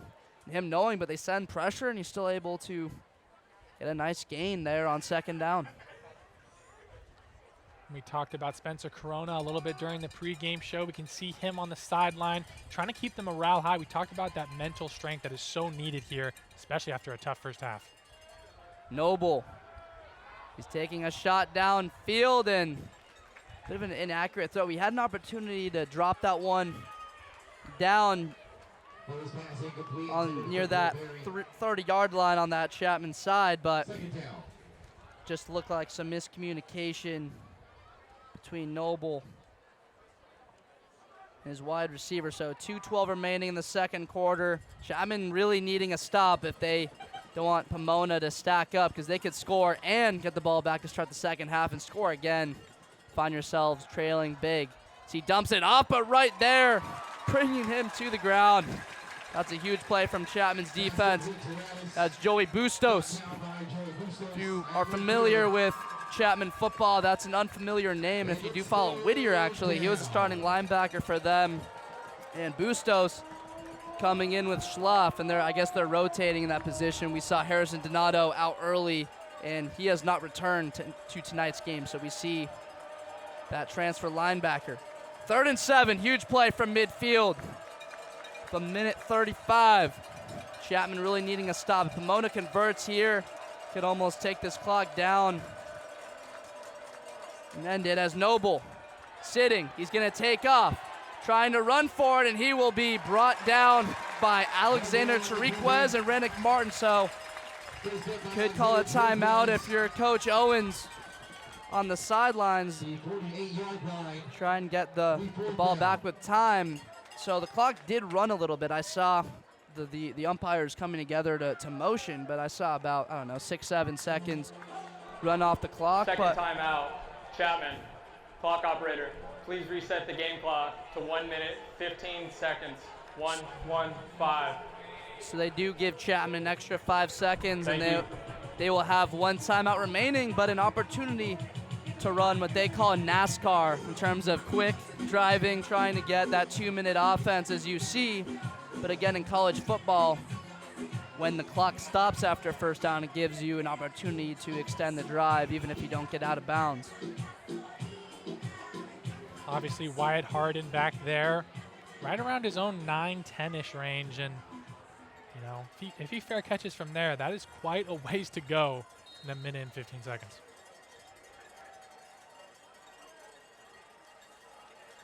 This will be punted away from Kyler Paris. This one dropping down around that 5-yard line. Harden running ahead of it, trying to get that ball, hopefully for him to have it go into the end zone, but Chapman being set up at their own 6-yard line. So in this situation, you're down 11 here with one timeout remaining for you in this first half. You have to go a long way to score points. It'll be interesting to see what Chapman does, how aggressive they are being backed up. Well, I think the person you got to watch is John Krall, number 11. I mean, he's been electric for this team. He's been one of the only receivers who's been, semi-consistent here, and I think Espinoza knows that, and I think he's going to try and find his number 11 yet again. Yeah, they have let Krall out of the slot in terms of dumping it off on those bubble screens. You can see how far off they are playing on defense. The near part of your screen as Espinoza rolling to the left side. He's being chased, and he'll just throw that one out of bounds. And right now it is, again, we talk about the situation. If Chapman goes another incompletion, or really Pomona could start being aggressive and utilize their timeouts to try and get the ball right back. And, of course, the struggles on special teams from the Panthers, they'd be punting this one out of their own end zone. Yeah, and obviously, if you're a Chapman Panther, you've only got 58 seconds to work with. You don't want to try and force the punt. I mean, you've got time to work with a little bit here, but they'll hand it off to Isaiah Woods, and he's shifting his way to the 11-yard line. So we're under 50 seconds as the Panthers work quickly, but Pomona, they do call timeout, so you see the aggression from that coach, and I like that timeout. Pomona. Really, because, Panthers being so far backed up, really at their own 11-yard line, and Kicking in college football, usually as far as you'll get it is the opponent's 30, so Chapman would have to go about 50 yards in 47 seconds to even set up an opportunity to kick a field goal. Get a look at Chapman's head coach, and Bob Owens definitely a little bit preoccupied and worried about this one has gone so far in the first half. And if you're joining us here at late parts of the second quarter, we'll be sure to fill you in about everything that has happened in this first half before we send you off. But we've had a couple crazy plays, a couple moments of heartbreak, and a couple moments of energy, but I'm sure we'll be able to cover it all for you, so you're kept in the loop as we enter this second half in just 47 seconds. We do, and we have a couple of packages to come up. I know Dan does, second edition of that, so stay tuned. Don't go anywhere during halftime. Got some special stuff for you for this homecoming game. Espinoza working out of the shotgun with a 3rd and 5. Zaya Woods, he'll hand it off to Woods, and he'll go out of bounds for a first down. So the Panthers able to pick it up, moving the sticks, and the clock will stop with 42 seconds. Actually pretty amazing to see how much they're forcing these first downs. You said it's important, obviously stopping the clock, giving you some more time to really think about what you're going to do here, but still only 42 seconds to work with, and like you said, you got to go about 70-ish yards here. Espinoza takes the snap, looking to the near side. He's going to try and drop this one, and sort of lucky that one was overthrown. He might have been looking for wide receiver John Krull. Looked like he was running up the seam on a vertical, and the safety would have been there to try and intercept it, but him throwing it too far, let that one fall incomplete. Just a little bit in no man's land there. I mean, kind of just chucked it up. I think that was wishful thinking. Yeah, so we were expecting a lot of scoring, and if I had to make a prediction from the booth, I don't always do this, but I would expect a lot of points in that second half as Marcos Reyes will bring it up to the 19-yard line. The clock continues to roll as we approach the 20-second mark this first half, and the Panthers might just let this one roll as they're backed up. 10 seconds, and these teams will head into the half with the score 21-10. Pomona Pitzer Sagehens with the lead here on the road. Homecoming for the Chapman Panthers, but they struggled early, mistakes on special teams. If there's anything to take as a positive if you're a Chapman football player is that you put up 7 points, Pomona gets the ball back. They will get it to start the second half, but it's only an 11-point football game, Dan. Yeah, we talked about it, and I've been saying it all first half. This game has been decided by mistakes. We've had incredible amounts of flags on plays. We saw that incredible kick return, almost 95 yards taken back because of a flag and illegal holding. But, I mean, as we enter the second half, I think the biggest thing is going to be how do you maintain not getting those mistakes, not making sure you're getting the flags on these plays that you're getting right now, and how do you move forward and try to put some more points on the board if you're the Chapman Panthers? If you're Chapman, it starts on defense, and you're secondary. They have to get a takeaway. At some point, you have to be able to stop a Pomona Pitzer drive and be able to get some momentum.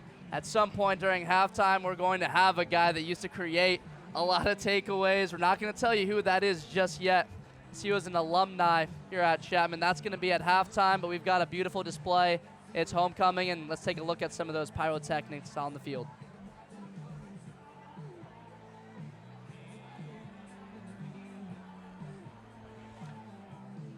May not be happening just right now, but here we go. We're set up and ready to see those fireworks. Fans, get ready for the halftime show starting in 6, 5, 4, 3, 2, 1.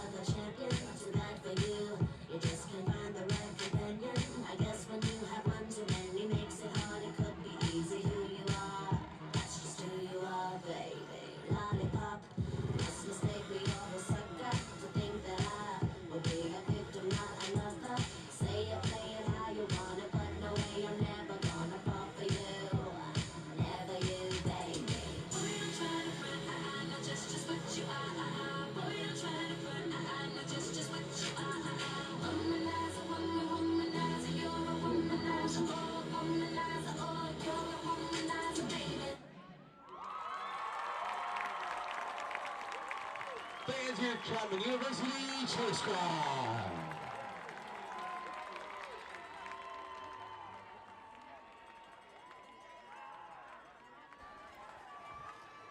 Okay, what a performance from our Chapman cheer squad. Absolutely incredible for our homecoming. Beautiful to see them out there with smiles on their faces.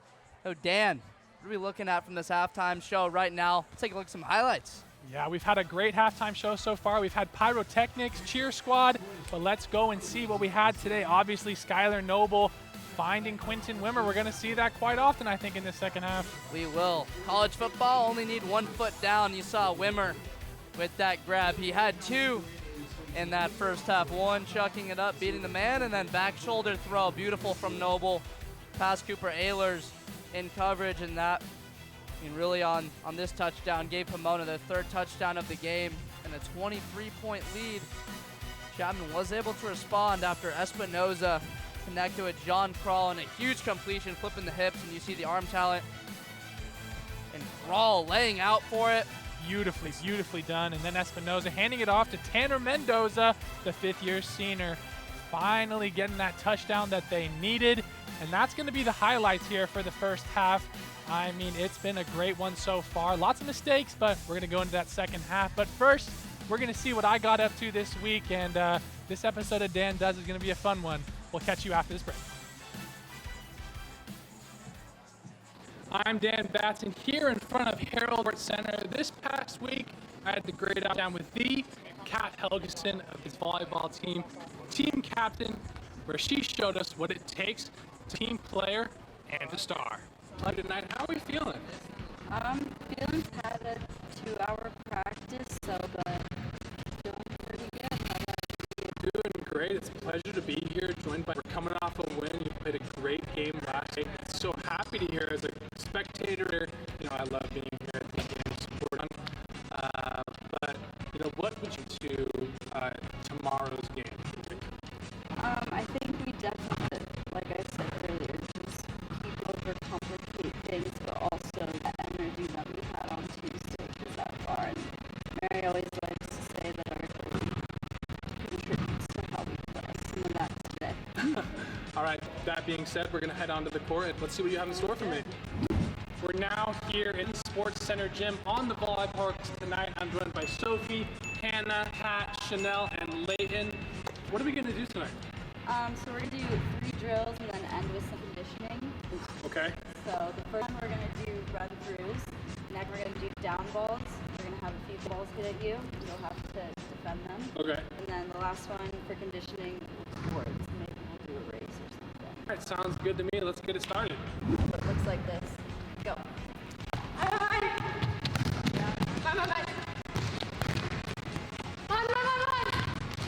Okay.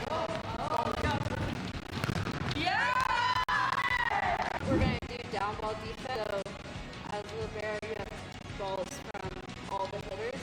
We're going to get a down ball from the right side, middle, down. Go. Down. All right, so 1-3. Yeah. You think I can beat you on 1-3? Probably. Let's see.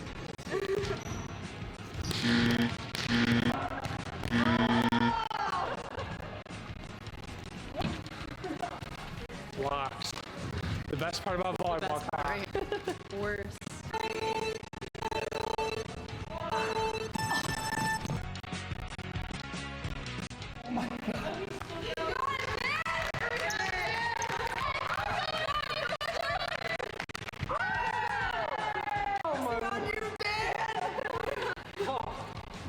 This has been Dan. So to Kat, Layton, Soap, Chanel, thank you so much for helping me out. This is the time of the show where you get to, okay, off the work you saw today, or my ranking.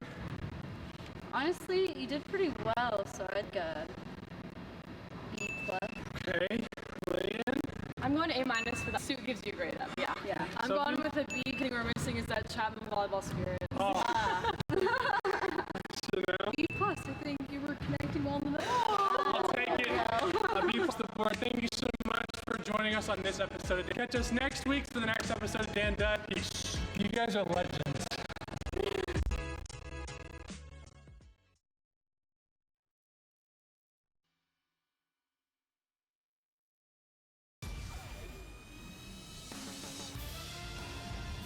That was great stuff from Dan Batson, being able to set that up with the Chapman volleyball team. But look who I'm with, Dylan Keefe, Chapman alumni, two-time All-American. What's up, Dylan? Great to have you back out here. I mean, it's a pleasure to be here. I love being out here. Awesome. I mean, you're back for the first time for the homecoming. You were out there playing last year against Claremont. What's it like being back out this time watching the game? I mean, you just feel proud. These are guys that you played with last year. So just watching them grow, watching them, take leadership roles, and doing their thing out there, you just feel proud of, getting to know these guys and watching them grow. Yeah. So what's Dylan Keefe been up to since you retired? So I mean, I hung up the cleats. I was looking to go professional for a little bit. Didn't end up doing it. Wanted to take a different route. I had a connection through Chapman. That's why you go to Chapman. You develop connections and stuff. Got a job offer. I'm working logistics and transport for one of my coaches, my past coaches on the squad. So I mean, that's what I'm up to now. And then I'm, weekends watching Chapman football. That's awesome. Glad to see that. Tuning in to us. Yeah. Awesome. So when we talk about the game in that first half of action, obviously a bit sloppy from Chapman in multiple ways. What are you seeing so far in that first half? I mean, we're playing a little bit far back. They're taking, those little passes, little 5-yard passes and whatnot, and they're running with it, and then emphasizing on the mistakes that we're making. I mean, really, we just gotta clean it up. I mean, we're only down 10. And we made a lot more mistakes than they have. So what do you think right now Coach O is saying in that locker room? We know he's pumped up at some times during speeches. What's he saying? Just clean it up. He's just trying to convince them, hey, we're still in this game. This is homecoming. This is you got to defend your home turf. Just take pride in what we got going on. Bring it to them, clean it up, and you get back out there and start, punch them. Mm-hmm. So as a defense right now, is there an adjustment they have to make to get themselves back into this game? Just playing hard, playing physical. But at the end of the day, it's just about doing your job and who's doing it better. Yeah, Dylan, it's so great to have you back out here, bring you out to CSBN on this broadcast. Amazing to see you, man. And I just got to thank you for doing this for us, and have a great rest of your night and wherever it takes you, man. Thank you, man. I appreciate it. Awesome stuff, it's awesome Dylan. being here. Yeah. All right, thank you, guys. Dylan Keefe, two-time All-American, and we're going to take it to break after that awesome stuff with Dylan.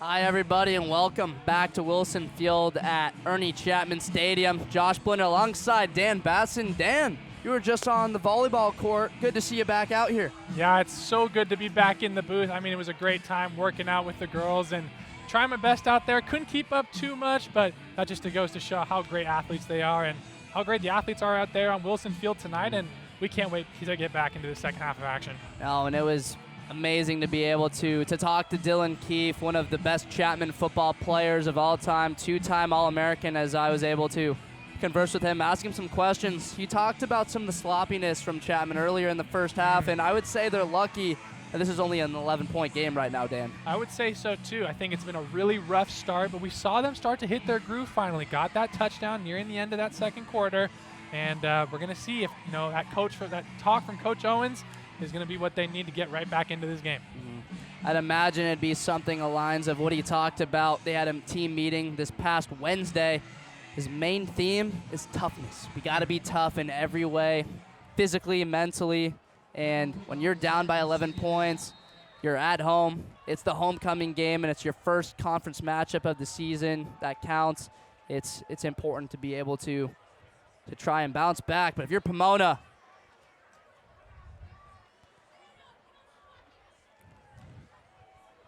try and keep it rolling as we'll kick off this second half of action. Owen Tapia putting it down to the 7-yard line, taking it out to the 30, and brought down to the 31 after a nice return. It's a great start there for the Sage Hens, and we said Owen Tapia's name a little too much the last first half. We saw him with those two missed kind of muffed punts, but a Sage Hen on the ground. That person who ran it back to that 30 we were talking about in the officials call for a timeout. Yeah, we've got a Sage Hen player down on the field. Little movement. I'm not exactly sure how he got hit right there. I mean, that's Cole Berry, the senior running back, who's been getting some opportunities, and he returned that one for a touchdown earlier in this game, but it was called back because of an illegal block in the back, and right now he's laying down on the field as cameras have a great shot of that Chapman huddle, of that defense with Coach Owens, and in there, Chapman's defensive line and strength and conditioning coach, Kevin Ashton. You know, Josh, it's truly, truly amazing the amount of names that you're allowed to just keep up there in that brain of yours. Anytime there's somebody on camera, especially if they're in a Chapman jersey, it's right there for you, and I really do applaud that. Yeah, and there is another name that we have to just absolutely give credit to. That's we have Barry able to walk off the sideline, and that's Devin Hoot on the graphics, and wouldn't be the same without him and the work he puts in to have it look beautiful for you guys, and it looks at an incredible level, really, with what he does. And got to shout out our producers, and we have Emma Sexton, and we have Ben Sherman. That's right. Shout out to y'all, everybody in the control room, everybody working the cameras. You may see us on TV, but it's not possible without the work of everybody in this club. CSBN bringing you the action as we start. Skylar Noble sitting in the pocket as he drops it off, trying to make Isaac Holbrook miss, and he does bring him down for the tackle, but not after a nice game from Dominic Norris. Whew. And this is going to be a great thing to watch right here, is going to be to see, do the Sage Hens come back and still try and tack on the score, or is this going to be more of a defensive game? And how does Chapman react to this? We're going to see in this second half. Noble looked like he wanted to run, getting chased, and he will throw that one away. We got some physicality on the near side right there with Devin Cobb and 82 Will Radis. Cobb's a freshman player, likes to play in the slot there at cornerback. He called that the nickel back as the 5th defensive guy, hence the nickel. So you hear that siren through this stadium, trying to get the crowd on their feet and pumped up as we have a 3rd and short. An opportunity for Chapman to quickly themselves back on offense. Noble is going to run it right up the middle, and he did not get there. Only gained 1 yard, so 4th and 1 to come for Pomona. And we'll see what they decide to do, and they're going to bring out their special teams unit, Dan. Cade Jordan obviously fired up about that one. The crowd with the cowbell ringing it hard. The defense with a quick 3 and out. I've got my paws on. I'm putting my paws up. Let's go, Chapman. We're bringing it back here in the second half. 92, baby. Isaiah Munoz at defensive tackle.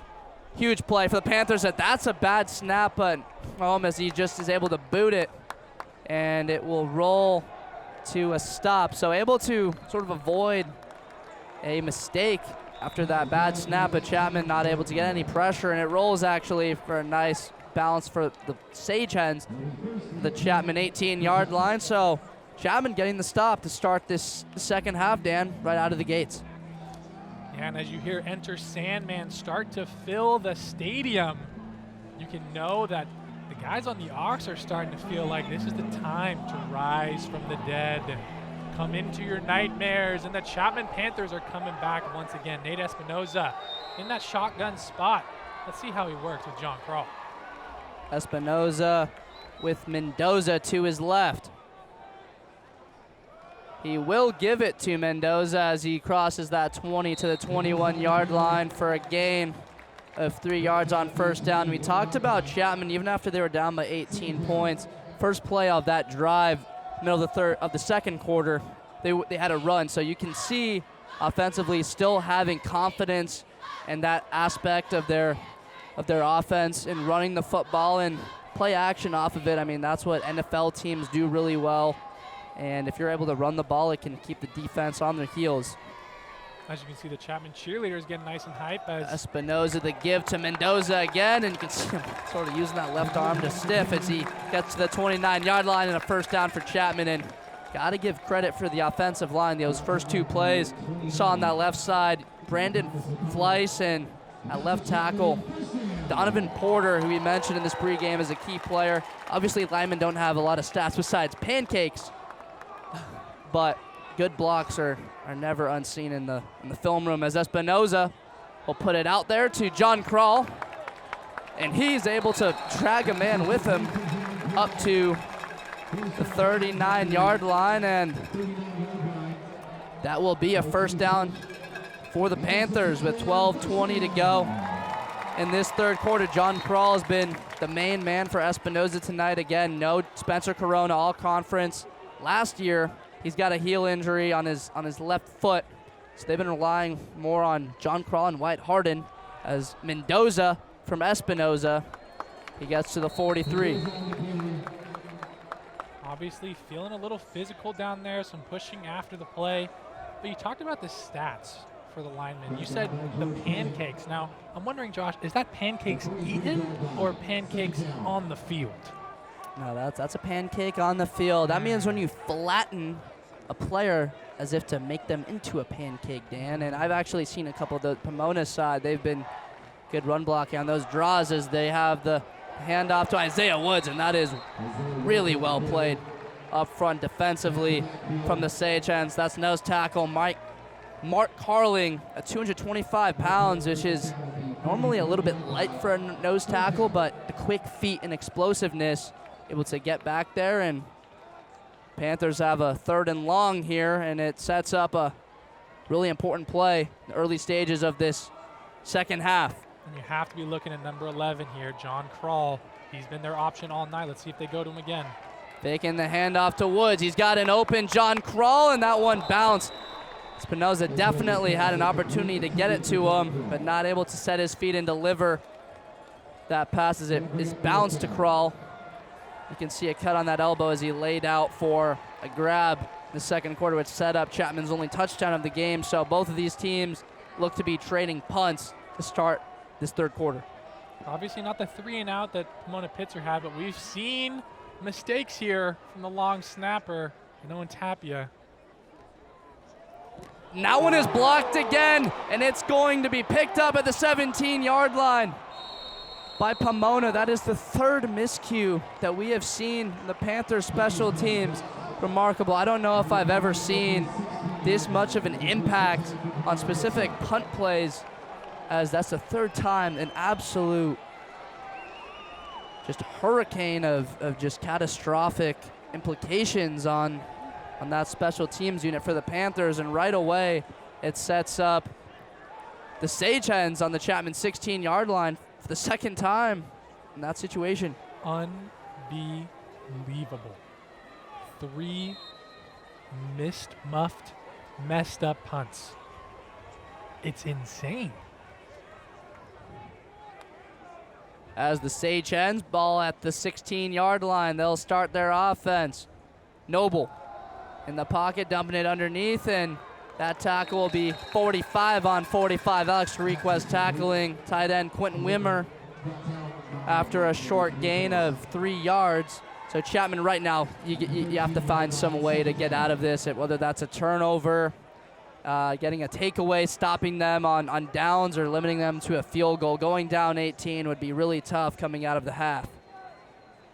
As you saw, Alexander Tariquez. Noble with, that was, I would say, his first sort of like inefficient type throw. He didn't get that pass out there to his wide receiver, and Chapman making have to sit back and throw. All of this stuff's been underneath. We haven't seen a deep shot down the field, but they haven't needed to. They've had great field position on 3 different occasions, and they've got a solid running game, but huge play right now. 3rd and 7 from the 13. Sagehens threatening to extend the lead. Noble sitting, he's under pressure, and he's sacked back at the 20-yard line. Alex Tariquez, number 45, flying through there, along with Luke Portanev, number 44. We were talking with the number 44, Dylan Keefe, but Portanev, Tariquez firing through, and that is just the play Chapman needed. So this is going to be a long field goal attempt, spotted at the 20-yard line. So this will be a 37-yard field goal for Cameron Shrangi. You can see the players on the Chapman bench saying, "Get up, get hype, get loud." You can hear the crowd responding to it. 9:31. This kick will be sent wide right. No good. And the Panthers will take over at what should be the Pomona Pitzer 27-yard line, as that was a 37-yard field goal. You don't spot the ball at the line of scrimmage where it's kicked. You spot it from the place where it was kicked, but that is where they're spotting the football right now, Dan. That's a mistake from the officials. Well, they may move the ball, but it looks like, yeah, they're going to just put it on the 20 there.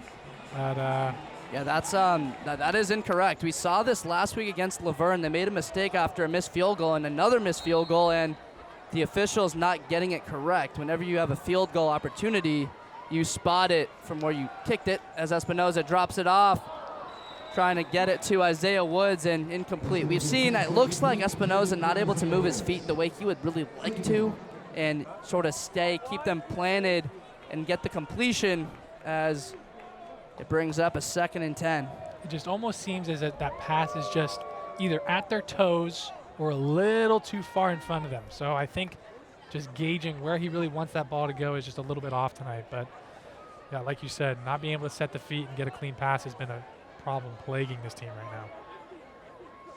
Espinoza with a nice pocket, delivering it over the middle of the field, but that will be immediately met by Pomona Pitzer defenders, as Marcos Reyes. It's a 3-yard pickup, and an immediate 3rd down and 7 situation for Chapman.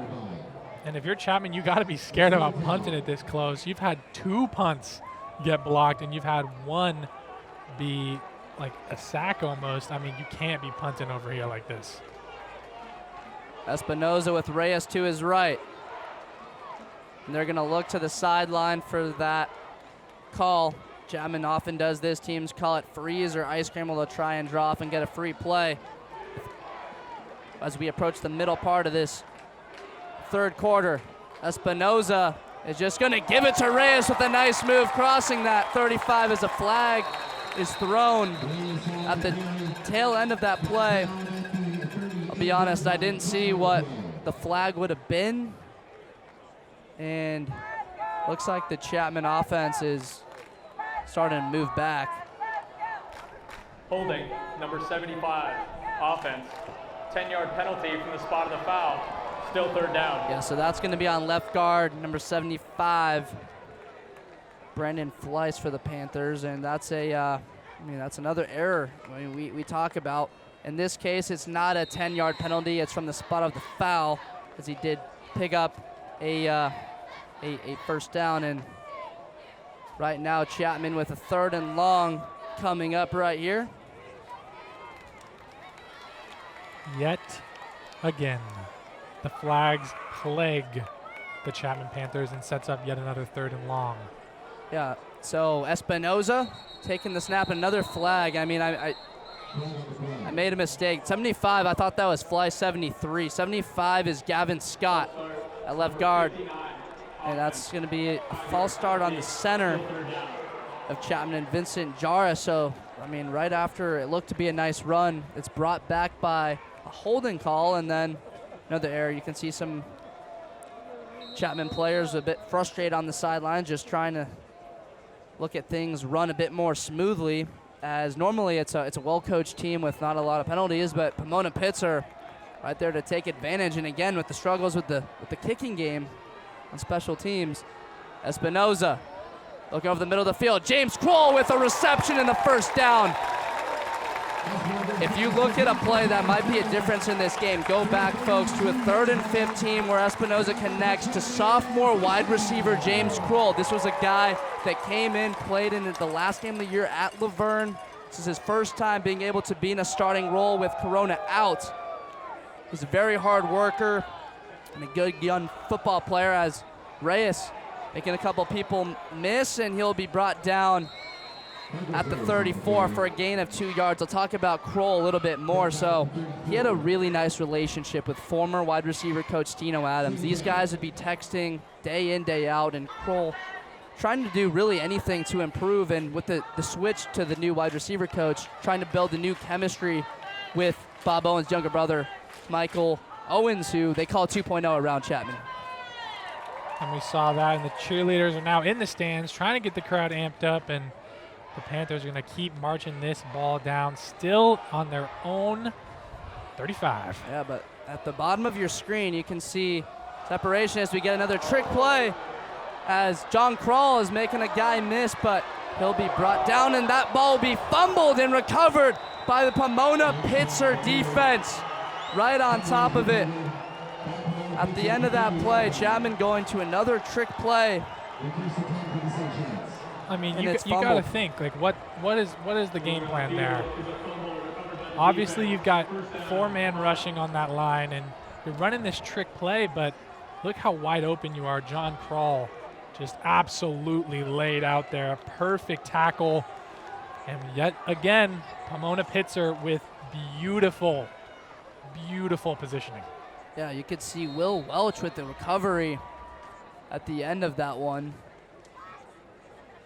And an opportunity as Noble is going for an open man in the end zone, and that ball will fall incomplete. I thought if Noble just put that one more in a line and got it to his wide receiver, it would have been an easy touchdown, as Isaac Holbrook got beat. It looked like he was playing inside leverage, which means you're lined up towards the inside part of the field, the corner, and you're going to really try and force the defender to the outside, and they go to the outside with an opportunity to connect to their wide receiver, and it's just doesn't get to him on time. But the man to watch is going to be at the bottom of your screen, number 45, Quentin Wimmer. As Noble will fake the throw, and Noble's got space. He's at the 20, 10, 5 end zone, touchdown. Skylar Noble sprinting right into the end zone for that touchdown to extend the lead. Pomona of 27-10 against Chapman here on the road. Huge play as you see that Pomona crowd ecstatic. He fakes the toss to the left side and he takes off, and he's been gashing the Panthers with that same run play. Just absolutely an amazing offensive line there that just gives him a perfect hole. Watch how wide it is. He's got way too much space. See you later, Alexander Tariquez. And into the end zone, smooth sailing.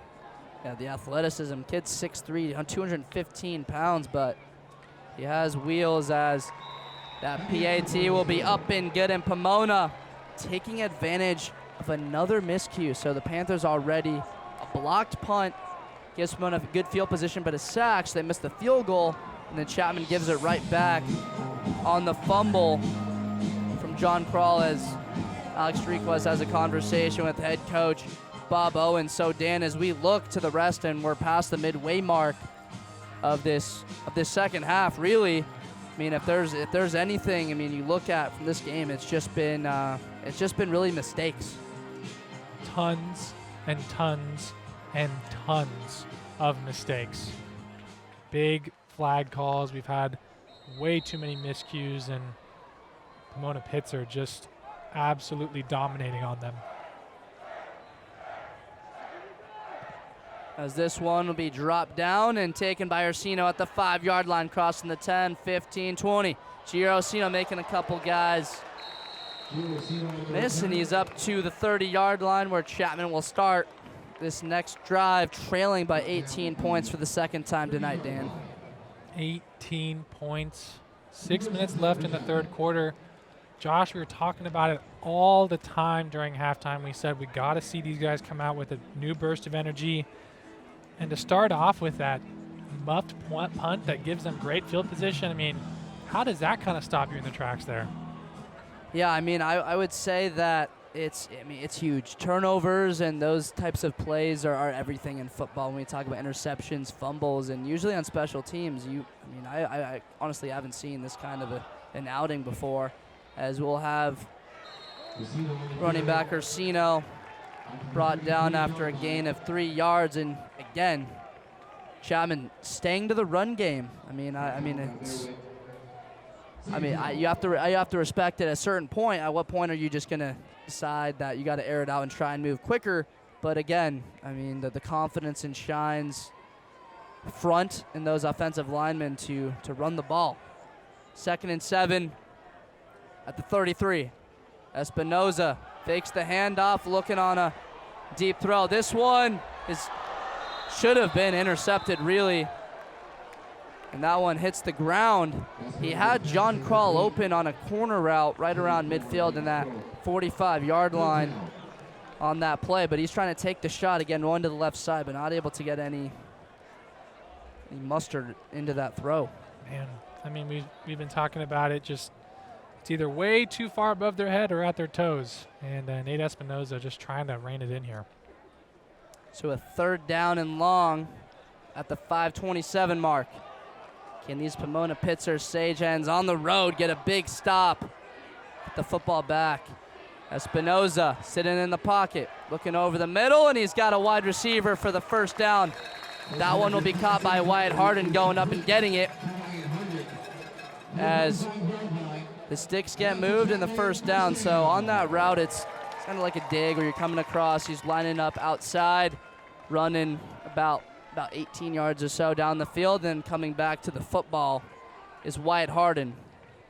Espinoza dumping it off to John Kroll, crossing the 45, and he will be up in the Pomona Pitzer territory, their 49-yard line, and we'll see if this Chapman offense gets a little pep in their step to try and get some momentum, and really they need a score on this drive. For the first time in a long time, they're not in their own 50, and you're right, they need a tutty right here. Mendoza the give to his running back, Tanner Mendoza, and he is short of that first down marker, so a 3rd and 2 coming with 4:29 remaining in this third quarter. As we talk about time, and that part of the game starts to become an issue here as you want to try and mount a comeback, and if you're Pomona, you're fine, honestly, with Chapman deciding to hand it off, as they will not snap it on that play, try and draw him off, and it looked like Pomona's outside defensive end not able to, as Mendoza picks up the first down and more. Oh my goodness, right on the sideline, lowering that left shoulder. Man, too big. The physicality from Tanner Mendoza, really just showing the strength and why you work on that part of the game, and you're a running back. You get a nice shot of him, 5th-year senior. And he talked about, why do I want to come back for my 5th year? He wants to win a SCIAC title, as he's bouncing it to the outside. Good vision, and bam, almost kind of leading with the helmet, the crown in a way. Espinoza looking down the field, and that will be caught by James Kroll for a first down. And you got to give credit to the young player in Kroll, as he's had 3 nice grabs, and Panthers with the drive brewing here. Starting to enter the red zone area now. Nate Espinoza knows it's nearing in, but gotta keep the pace here as we hear the fireworks going off in behind us, because we've got that beautiful Angel Stadium and Disneyland. Let's check the time. Espinoza out of an empty set. He's going for wide receiver, and that one really should have been intercepted. That could have been the ball game, folks, if it was picked off by Vaishnav Sidipareddy, playing cornerback, and it looked like he was sitting out in his zone and just jumping that route. A good football play right in his hands, both hands on the football, and he drops it. That could have sealed it for the Sagehens. We talk about it in the third quarter, but the way this one's gone, there's just not enough time. But here you go, 2nd and 10. The Panthers with a chance to score and bring it back to a 2-score football game. We're going to get penalty markers on the field and a false start. False start, number 11, offense, 5-yard penalty, still 2nd down. And that's on John Kroll. But right now, Dan, field goal doesn't, I wouldn't say it doesn't really help you. I mean, you got the ball down here. How many times are you going to have it back in this part of the field on their own 25 now? So if I'm offensive coordinator, Casey China got 3 plays. What 3 plays can we use to pick it up, move it inside the 10? And so that means if you're Espinoza, if it's double coverage, don't force it. You don't have to make a play. Don't have to be a hero right now. Just play solid, and that last throw we saw, trying to make something as he drops back, looking for the end zone. Wide open out there with the diving grab. Wyatt Harden for the touchdown. And the Panthers strike for 25 yards. Espinoza putting it on Wyatt Harden, and I just got to tip my hat to Wyatt Harden. What a catch, Dan Batson. Woo. You said we got 3 plays to go. We don't even need 3. Just 1. Back right corner of the end zone, and you got to be happy with that. The way he lays out, boom.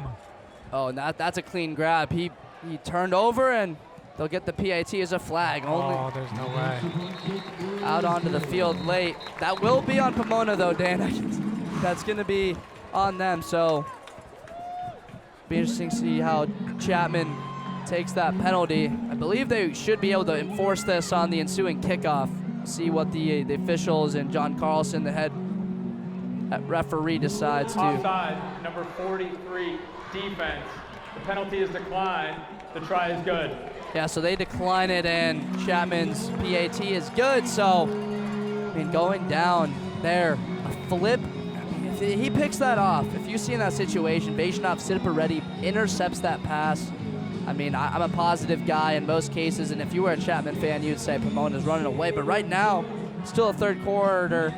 It's an 11-point game, 28-17. The Panthers can get 1 stop or some sort of takeaway. They're already right back in it. That's right. Still a 2-touchdown game here for Pomona, and obviously they're going to get possession here and see what Skylar Noble can keep doing, but it all starts with the defense. Defense wins championships, and defense is going to win this second half.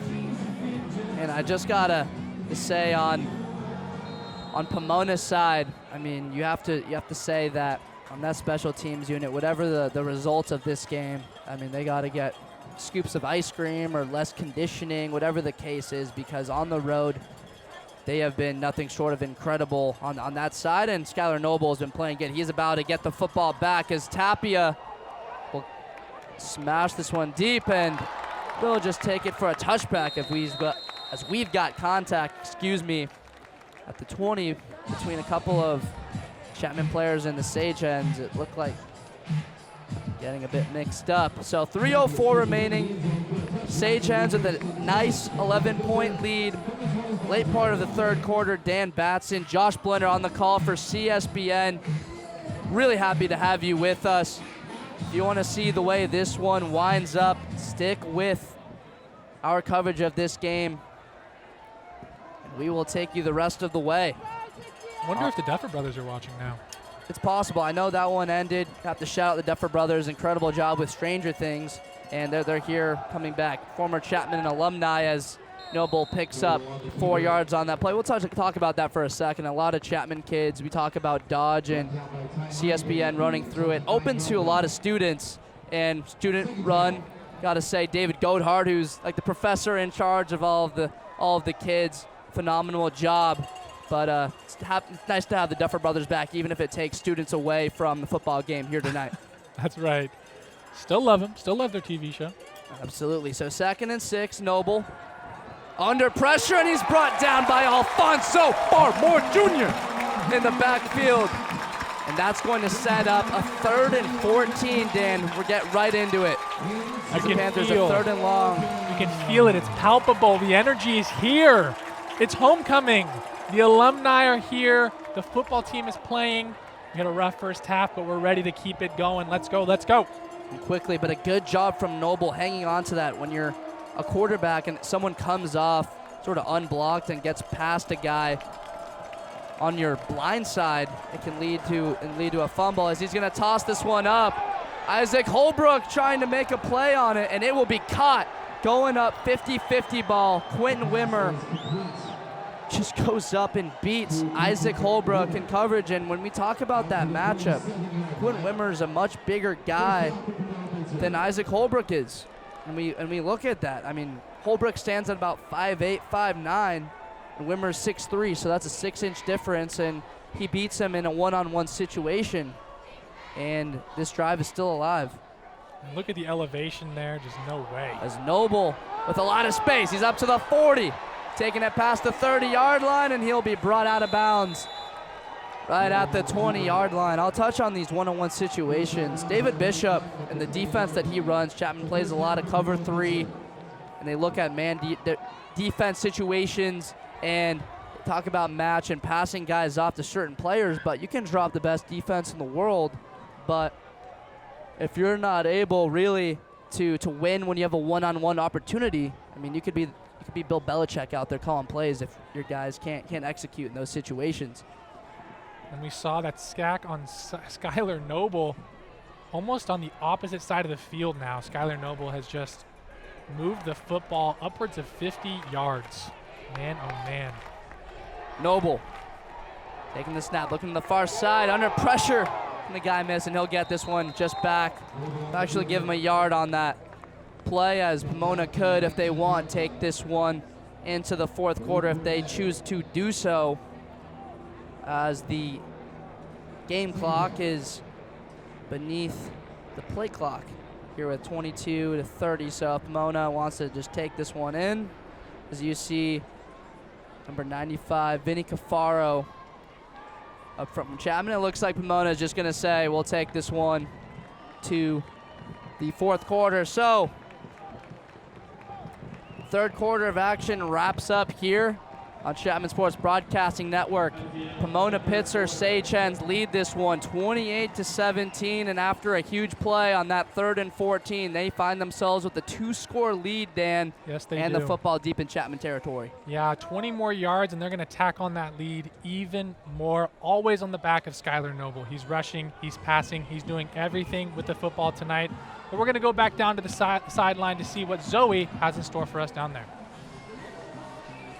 We're back down here at Wilson Field. Chapman has been struggling with catching the ball all night. They seem to have a little bit more energy after a touchdown from wide receiver Wyatt Harding and a sack from Alfonso Barrymore Jr. But Pomona has just continued to outplay them, getting down the field, getting touchdowns, making those defensive plays. It's going to be really hard for Chapman to come up from behind. We'll see what happens during the 4th quarter. Back up to you guys.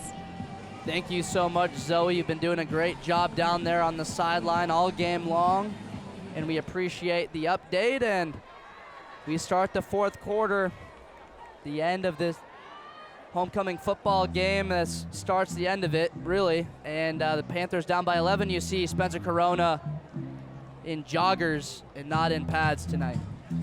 Sad sight to see, obviously, with that injury. One of the biggest things about football that we talk about is the saddest things, is having those injuries. And unfortunately, that leaves you out of the games. And now Spencer Corona has to watch this game from the sideline.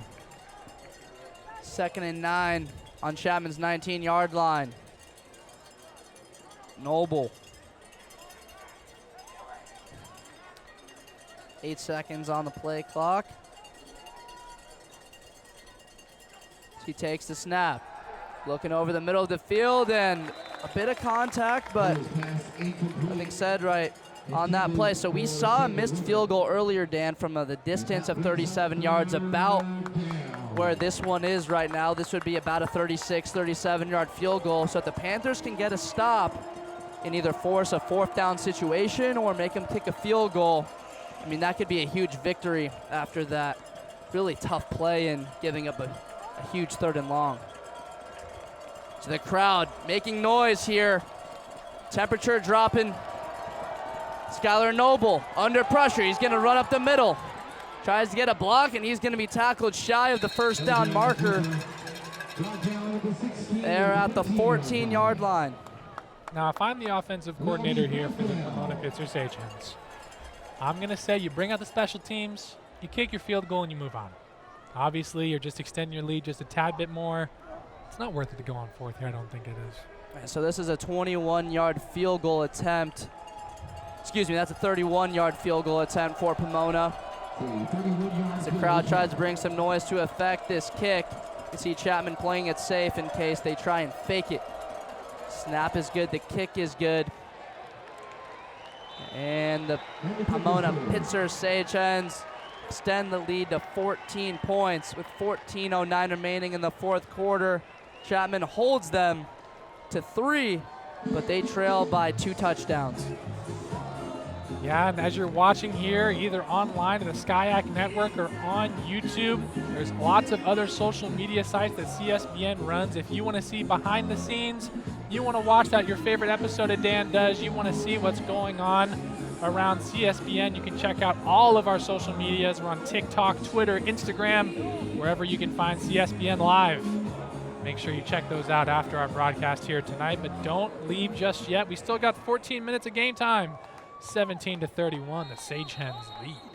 Yep, on the road, and it sets up a really important drive for Chapman offensively, as this ball will drop down to Isaiah Woods at the 7-yard line, taking it out past the 20, trying to get the corner, and he'll be run out at the 27. Chapman gets the football back, trailing by 2 scores, but I'll say it, I'll be honest, Dan, this game really could be over at this point. This could be an absolute blowout, but somehow Chapman has found a way to keep themselves within striking distance throughout it after fumble, after you've seen 3. Holding, receiving team, number 29, 10-yard penalty from the end of the run, 1st down. I was just saying it. Another miscue, right? So they go back even further. That puts the ball at the 17 and not the 27. So starting off behind schedule. But again, the miscues. Chapman's still in this game. If you're a Pomona Pitzer fan, you're saying, hey, but any sort of defensive stop right now would be absolutely huge for this defense, as he'll give it up the middle to running back Marcos Reyes. SkyAC Offensive Player of the Week last week. Led the team in touchdowns last week. Haven't seen too much of him tonight, but picking up 9 yards there. 2nd and 1 in this situation, as an offense, you love it. So, I mean, could you take a shot right now on 2nd and 1, fake a handoff, and maybe try and beat him on a double move on the outside, or do you just try and pick it up, move the sticks, and they go to John Krall for the 1st down. They're at the 32-yard line. 1st down Chapman, but at this point, it being the 4th quarter, you're down by 2 touchdowns. Going to have to move a little bit quicker with your pace as an offensive staff. Yeah, we talked about the tempo, and we talked about how deadly the time clock, the play clock can be, and yeah, bleeding time here. Espinoza gives it to Reyes, and that will be nicely played up front defensively by Pomona. That's nose tackle again, Mark Carling making that tackle. I mean, he looks bigger than 225, if I'm being honest with you, Dan. You know, sometimes those stats are taken at the beginning of the year, and you get into the season, you get some weight, you get strong, you're playing your football, but who knows? Yeah, so the importance of first down type plays, because, I mean, on this, me personally as a defense, I would call something like nickel or throw more defensive backs out there to expect a pass, as they will pass it to Marcos Reyes. He's got space, crossing the 35, and brought down right near the marker. I think he's going to be a yard short, so it'll be 3rd and 1 for Chapman. And we talk about that situation, so why is that impactful with Chapman having penalties? Because it puts you behind the sticks, and if you're in 2nd and 15, 3rd and 15, and not like 3rd and 1 right now, it's obvious you're going to pass the football really to try and pick it up. But right now, Chapman could do really anything they want with a manageable situation. They will easily pick up the first down with Gio Orsino leading the way. You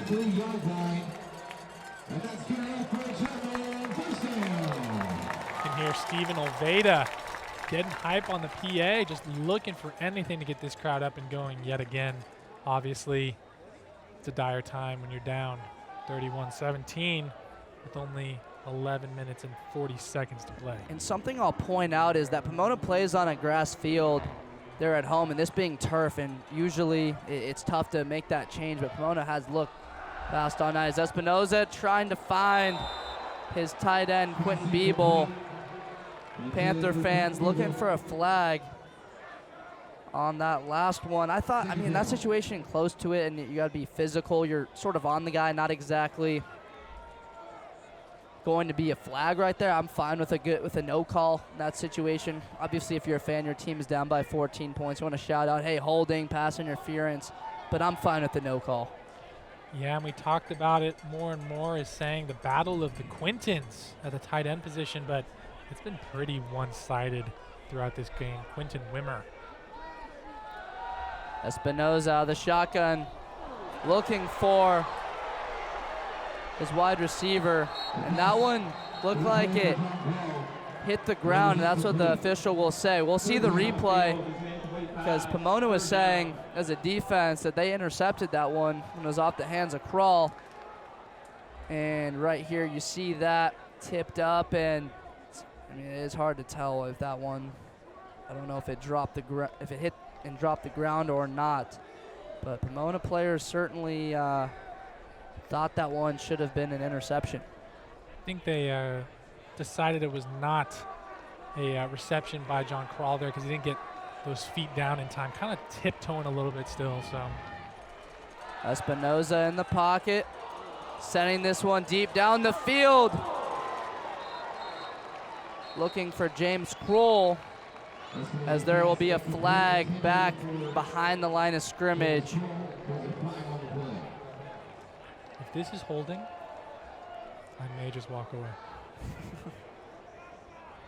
Hope you don't do that, Dan Batson. I'd miss you up here. Ineligible receiver downfield. Number 83, offense. The penalty is declined. 4th down. Well, at least it wasn't holding. Yeah, so again, another penalty in Chapman special teams unit, and Owen Tapia, which has struggled mightily throughout this one. And Pomona in incredible position on the road. You're up 14 points and an opportunity to knock off a hated rival of yours. And another high snap, and wow, that one was almost blocked again as Tapia puts it down to the 7-yard line. So this is a Pomona Pitzer team playing with a ton of confidence, Dan. They had a win against the Redlands Bulldogs. You want to know a wild stat about that? That was their first win against Redlands since 2004. Whew. So when you talk about playing fast, playing tough, and believing in yourself, I mean, that's something to look at. And when you have something like that, what is that, 18 years ago? Yeah, it's 4 graduating classes and then some. Those guys have jobs and kids now. So you would be interested in, if Pomona's alumni game and those players coming out special and seeing a unit that beats another hated rival in the Bulldogs here in the SCIAC Conference, as Pomona's got the ball back, handing it off. That one goes for a gain of 3 yards. We'll call it 5 on that play. And at this point, if you're Pomona, I would think that rely on Skylar Noble, his ability to run the ball. We've seen Dominic Norris, number 34, gets some carries throughout this ball game, but up 2 touchdowns, there's not really a huge need, to try and force a ball downfield, and you can just milk the clock, and if anything, punt the ball right back to Chapman, who has struggled as an offense. There's no doubt about it. Lots of struggles both on the offensive side of things and the special teams, but Skylar Noble in the pocket. Let's see what he can do. Noble is going to try and fake the pass and throw that one sidearm out of bounds, but you know what that does do is it stops the clock. Yes, indeed, and gives more time for the Panthers if they do end up getting that 3 and out that they really want here. Right, it's unique to look at a type of running scheme where they go, dozen or so many times throughout where they have Noble drop back, look as if he's to throw or immediately a run up the middle, and that's really the only way he's been running in tonight's game, and it's been extremely effective throughout this entire ball game. 3rd and 5, Chapman crowd trying to make an impact here at home with their team trailing by 14 points. Noble out of the shotgun. Chapman sending heat, and this one will be dropped. That one hit the ground. Official on it. As that was a simulated pressure. If you were to go back to look at that, it looked like Chapman was going to send 6 guys on a blitz, but a couple of defensive ends and players up front dropping back into coverage, and then inside linebackers coming on the pressure, but again, the clock stops. So Pomona on that drive only taking off about 50, 55 seconds. We're going to see, we've seen some blocked punts here today. We're going to see another one. He won't, but that is a short kick, and Wyatt Harden catches it. He's past the 45. He's got the edge. He's at the 30, 20-yard line, and brought down inside the 15. A huge return from Wyatt Harden on that punt. And maybe that's a spark the Chapman Panthers can use as we go into the final 10 minutes of this homecoming football game, as they're set up in the red zone with an opportunity to fall just within 1 score. 10 minutes to go. The blood pressure is rising. I know my doctor isn't happy, but Dan, we got the conversation with our doctors at some point. Have like weekly checkups. Me and you do football games, volleyball, and our blood pressure. See, I have to say it might be scary as we get a handoff to Mendoza. Physicality from the 5th-year man, taking it to the 7-yard line. And what? Inside the 10-yard line, Chapman, the opportunity as they have a 2nd and 4 at Pomona Pitzer 6. So Espinoza, you can see him trying to move his hand, let's go. Let's get a play in right now. Give it to me on that side from the quarterbacks over there, the ones that signal it in. And they get him the play. Espinoza in the shotgun, giving it. He's going to take it from the 10 up around the 5. Big hit on the sideline. See if he goes to the knee, but he's up immediately. You can almost see the referees going over to him to check on him. And got to be honest, I like to see that from officials because there's been such a change in football in terms of player safety and looking at the quarterback and protecting those players. And you can see him a little bit uncomfortable there. It's obvious that he's playing through pain, which he is. He's got a torn meniscus. In the backfield with Espinoza, that is Mendoza, and he is, I don't think he got the first down. Looks like after that 3rd and 1 handoff, he's short, so 4th and 1 from the 3-yard line coming, Dan. If you're a Pomona team and you want to get a road win, this is your moment. Got to get a stop here. 4th and 1. And if I'm Chapman, honestly, I'd give it to the 5th-year player, Mendoza. And if you can't pick up a yard in this situation, they do give it to Mendoza, and he is blown up in the backfield. They give it to him back-to-back plays. Chapman not able to pick up that first down as they start off with fantastic field position. They go inside zone, back-to-back plays, and Pomona Pitzer defense shooting through. You can see that replay up front, just the penetration through the middle of the field and guys shooting through gaps and just making man miss. Man, just coming right through there and making that tackle behind the line of scrimmage and getting their football team the ball back, up 14 with 8:23 to go. 2 plays in a row doing the exact same thing. Wasn't sure what the game plan there was, but Skylar Noble sets up, once again, Cade Jordan at that outside linebacker position. Let's see where they go from here. Noble will take that, tossing it from his own end zone. This is a 50-50 ball. That was definite pass interference on the offensive side, I'll be honest. Isaac Holbrook got completely pushed, and there's a no call from that back line judge, and the entire Chapman crowd just looking for a call. I mean, if he caught that one, that's as obvious as it gets as an offense, and that really could have been intercepted by Holbrook, and he got pushed off. But 8:16, the clock doesn't run on that play, and Pomona is backed up. So if you're Chapman, you can get a stop. You can give yourselves an opportunity. 2nd and 10 from his own 5. Noble standing right at the goal line with Norris to his left. Noble will hand it off to Norris, and he's moving through, and he'll be brought down at the 13-yard line, shy of the first. So a 3rd and 2. Oh man, we're gonna look at that previous play on this highlight as he takes a shot downfield, and you see the contact. You don't see the push-off. Isaac Holbrook looking for one on that throw. So 3rd and 2 on their 14, the Sagehens.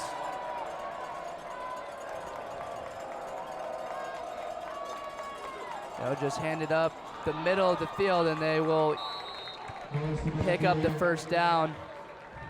And you know what that does is it keeps the clock rolling for Pomona. You can see the people in the crowd saying, pause up, pause up. At least they're having a good time, even though this game is looking dismal. So 7:29 to go. When you're Pomona, this is, I mean, if you're Noble, you can't make a bad play. Ball security, you can't give it up. Can't throw a bad pass. Just make sure you keep the clock moving right now, and we'll try and run this game clock out. Noble will hand it off, and that tackle will be made by Luke Portnev, middle of the defense. Keeping it on the ground, that means the clock's going to continue to churn. Skylar Noble handing it off a lot more. Now we're kind of in this end of the game, and Skylar Noble kind of handing off and letting his running back take a lot more damage.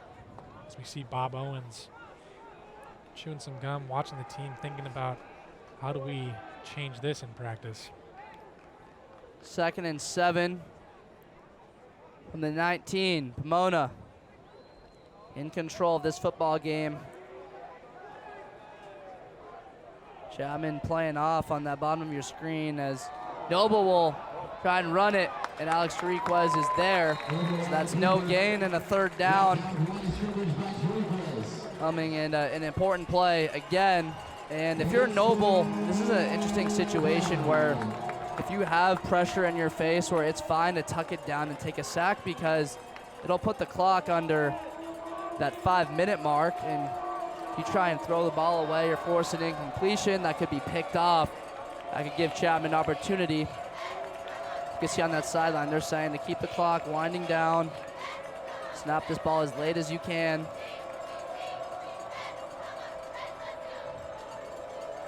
Noble in the pocket. He's going to take off and run. And he's going, it looks like, to pick up a 1st down on a run straight up the middle. And if you're a Panther fan, you have to be thinking, wouldn't you be expecting that in a 3rd and long situation for them to run the ball in a play that they've gone to throughout this ball game? Breaks 2 tackles, gets the 1st down, and yet again, the clock keeps on ticking. So if you're Chapman, I mean, you almost have to try and maybe start bringing those safeties up, try and force a ball down the field, and get some pressure as a defense to get aggressive and take the football away, as this one will be handed off, and a good gain as he pushes forward on that handoff. That's Kenrick Jamison. Man, oh man. The Panthers need a stop here if they want any chance of getting back into it, but what they really needed was that Tanner Mendoza first down we just saw. Pomona milking this one away, trying to spoil the homecoming festivities for the Panthers.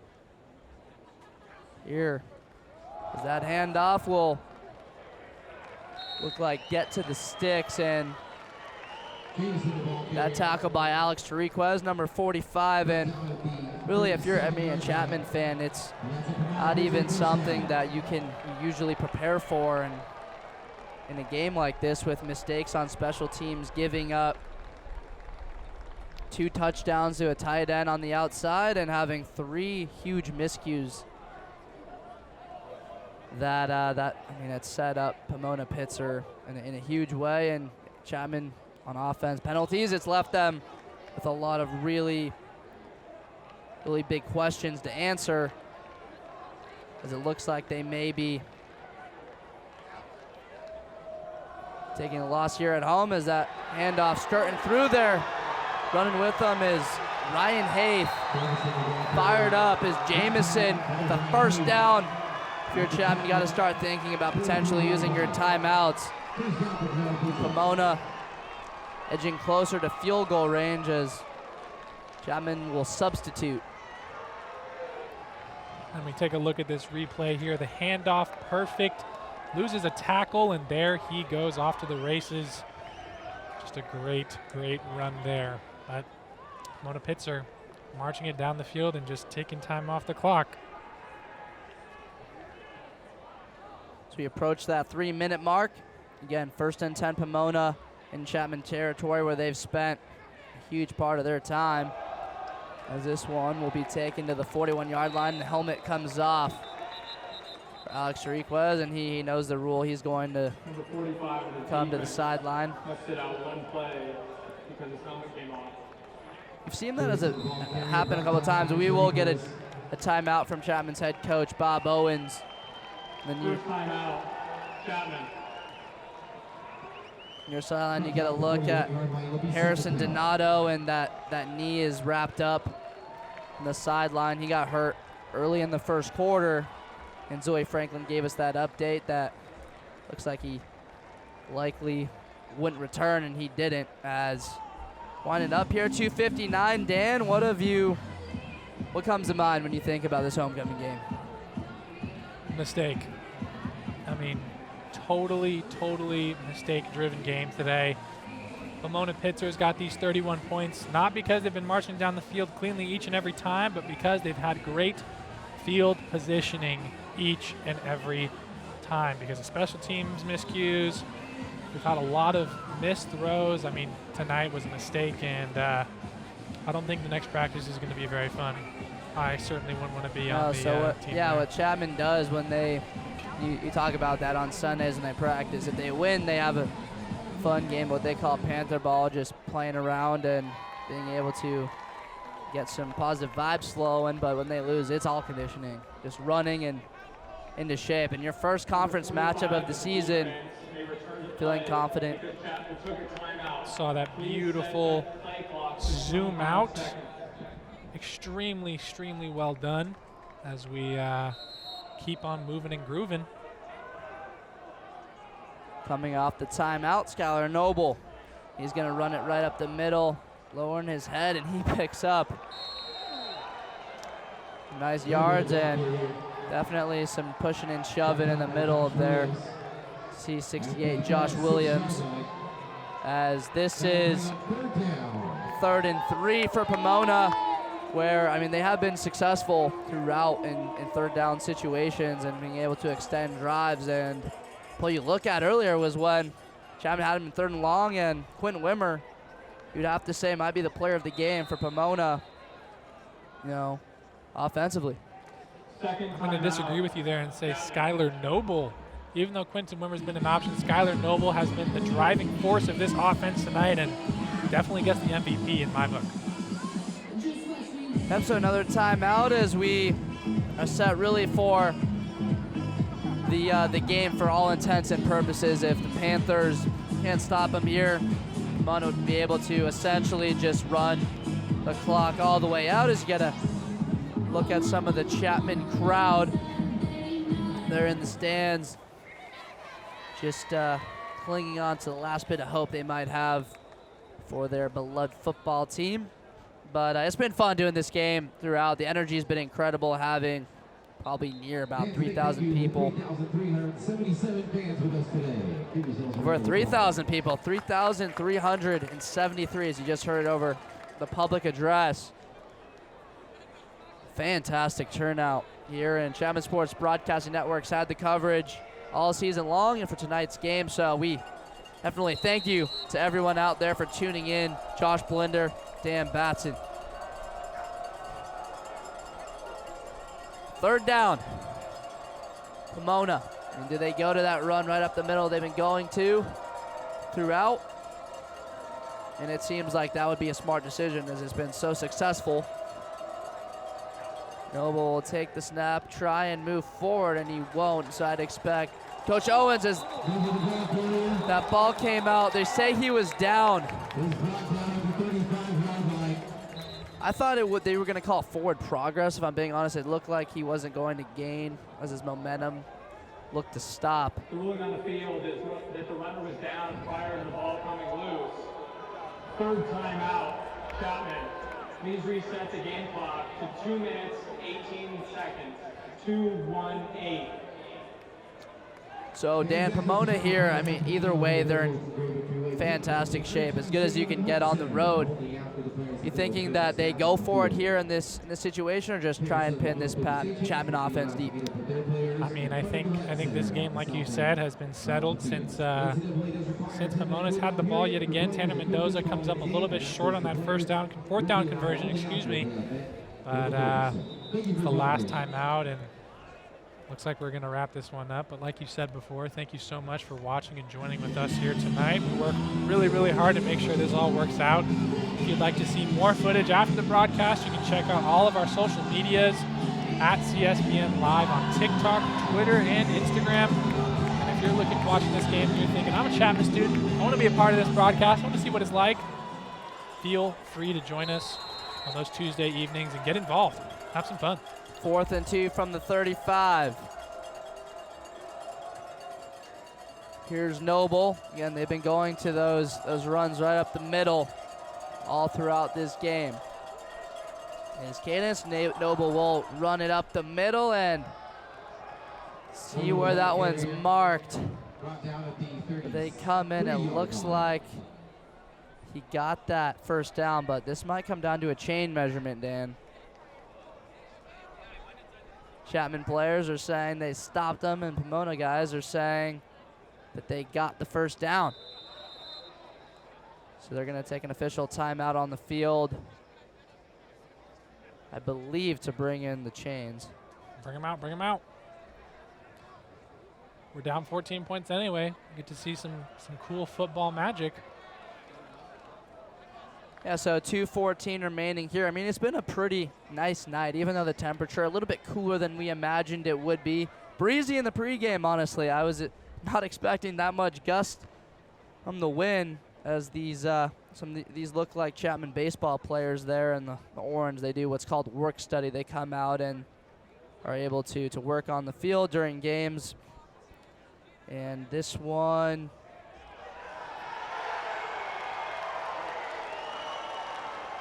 will be a first down for the Pomona Pitzer Sagehens, and that will do it. Pomona's going to come away with the road win at Ernie Chapman Stadium and knock off the Panthers in their homecoming game and shattering the hearts of thousands around this school. But Pomona got to just go home, celebrate, be excited. If you're a fan of Pomona tuning into this broadcast, sure they're up and down shouting after that last one, particularly knowing it is all but over, as the clock will churn and they can They can actually just kneel this out if they wanted to. With under 2 minutes and Chapman having no way to stop the clock. They will continue to give it to Noble. I would think you would just knee it and not try and get any physicality and just prevent any extracurricular actions, as you can just kneel it out, go your separate ways, and get back on the bus and the ride home after a road win for Pomona. But yeah, they have been running the ball. They're just trying to take this clock down. But you're right. They've only got a minute and 25 seconds left, and here they come to kneel it out. They are out in victory formation here. Such a cool name, the victory formation. It is. Such an awesome name So for a sport. that's every coach's favorite play to call, Dan. The kneel down victory formation means you just got to win. You can kneel it out. I need anything, so this game will take one more snap. And you can hear that Pomona Pitzer crowd on the far side ecstatic at how well their team came out and played. But you can look back to the very first drive of the game, second play from scrimmage. Chapman looked to have an opportunity to score. Can't do so after a drop pass, and Pomona starts off with a block punt. It wasn't blocked, but he was tackled behind the line, was Owen Tapia, and they score a touchdown. So a huge swing in momentum off the start, and Pomona really didn't look back. They led this entire football game. Yes, they did indeed, and like you said, this is going to be the last one. That's going to do it for us here at Wilson Field. They're going to start coming out to shake their hands, and we're going to near the end of our broadcast here. It's been a fun one, Josh, but definitely exciting. Lots of things to talk about, and like I said before, the one word to describe this game has to be mistakes. Errors, miscues, however you want to say it, they're mistakes. I mean, in football, when you talk about splash plays, touchdowns, right, run after a catch, kick return, special teams playing well for Pomona, and that was really the difference in my book. You had what was about four. Can't really sum it up anyway, besides how it could have been different for Chapman if they didn't have some of those plays. But Pomona, give them all the credit in the world. They came out to play in a very difficult environment to get a win at Chapman on this field. Especially during homecoming, they had the crowd going against them. They had a very nice away crowd over there by the Tech Center of Science and Engineering, but obviously just coming up short, and the Chapman Panthers walking away with a loss on homecoming. Obviously not what you want, but just goes to show that these fans are still here, they're still watching. They had a great night. They did, and you have to shout out the fans that showed up to this game tonight. 3,337, I think they said over the loudspeaker, in terms of what they did, coming out in full force to get loud for their team, and Pomona being stronger. And if you look at takeaways, Chapman's in the bulk of their schedule right now. At this point in the season, you have your first SCIAC matchup, but unlike previous years where it seems like teams sort of maybe beat on Pomona a little bit, that game last year where Pomona and Chapman were in a big situation, Chapman starting quarterback Johnson McIntyre broke his ankle out there, but Chapman's season and Pomona's were a bit over, and this game had everything on the line for both teams, and I think moving forward it'll be huge to look at in terms of teams beating each other. Redlands 0-4 and Claremont, so it's going to be a battle to the finish. We're going to see Claremont next week, actually, as the Panthers go on the road, but obviously it's going to be a big league time, and we're going to see that come into the bulk of their schedule, and these are the games that count. And we're going to go see Zoe out on the sideline right now. And we're back here on Wilson Field at the end of the game. Obviously not the result Chapman was hoping for. We saw the big differences being incomplete passes and offensive penalties. Chapman had 7 offensive flags on the field today, almost 8, but 1 was denied. And for incomplete passes, Pomona Pitzer made 61% of completions on their passes compared to just 53% for the Chapman Panthers. It'll be interesting to see how the Panthers bounce back after this tough loss on homecoming and their first conference game of the season. We look forward to seeing that, and hopefully we'll have different results. But it's been a great game, and we thank you for tuning in with us. That's all from me on the sideline. I'm Zoe Franklin. Back up to you guys. Thank you so much, Zoe. Great job throughout the entire game down there. Obviously can't be easy. There's got to be a lot of frustrated Chapman football players. Yeah, it was a tough time to watch down there, I'm sure. But we're going to go look at some game highlights from both teams and see how well they provided them tonight. Yeah, if you started off, you can look at the second play from scrimmage, but right there you saw Skylar Noble running into the end zone. He was, we talk about probably the most valuable player, him or Quentin Wimmer, and a nice toss from Espinoza to Harden laying out. There was 2 diving grabs in the second half, and Noble getting sacked by Barmore Jr., and there were moments where they could have taken some momentum really going forward with opportunities, but it all came down. And you saw Wyatt Harden, a nice punt return. They're setting up Chapman on their own 16-yard line, and they had 3rd and 1, about, what was it, the 15-yard line or inside there. 30-yard line. They stop him on 4th and 1, but Skylar Noble throughout this game, the versatility, the leading rusher for Pomona going into this game, and passing the ball, really prolific. I mean, just a great player, and hopefully we can see some stats from him. But Skylar Noble all over the field tonight, both passing and rushing. He was a force to be reckoned with, and we got to see his prowess tonight. Yeah, so you look at, this throw is the first touchdown of the game to Wimmer with Cooper Ehlers in coverage. And Ehlers thought he pushed off, and then again, back on their next possession, he goes to Wimmer again on a very similar throw, looking to that back shoulder, beating him in coverage. And Cooper Ehlers, that's a very tough outing for the young cornerback. And Chapman has had struggles in the secondary, and Pomona took advantage of that middle of the defense, running through in for that touchdown rushing. He had another one later in the game, but you saw there, huge play on a 3rd and 14, being able to pick it up. And Pomona, really throughout, they had special teams. If we had some highlights of those, they had a huge impact on this game, Dan. And that was everything you look forward to, is trying to come out and play solid as a football team. Chapman not able to do so. They will be at the Claremont Mudscript Stags next Saturday. Next broadcast here on Chapman Sports Broadcasting Network will be for Chapman's home game against Redlands on October 15th, Dan. Yes, it will. And if you'd like to catch any of our other things, maybe Dan does, the first one or the second one now, you can check it out on CSBN socials, CSBN Live, Twitter, TikTok, Instagram, whatever you can think of. Thank you so much for joining us. I'm Dan Batson, joined by the wonderful, amazing, smart Josh Blinder. That's going to be it for us tonight. We appreciate you watching, and we will catch you in 2 weeks.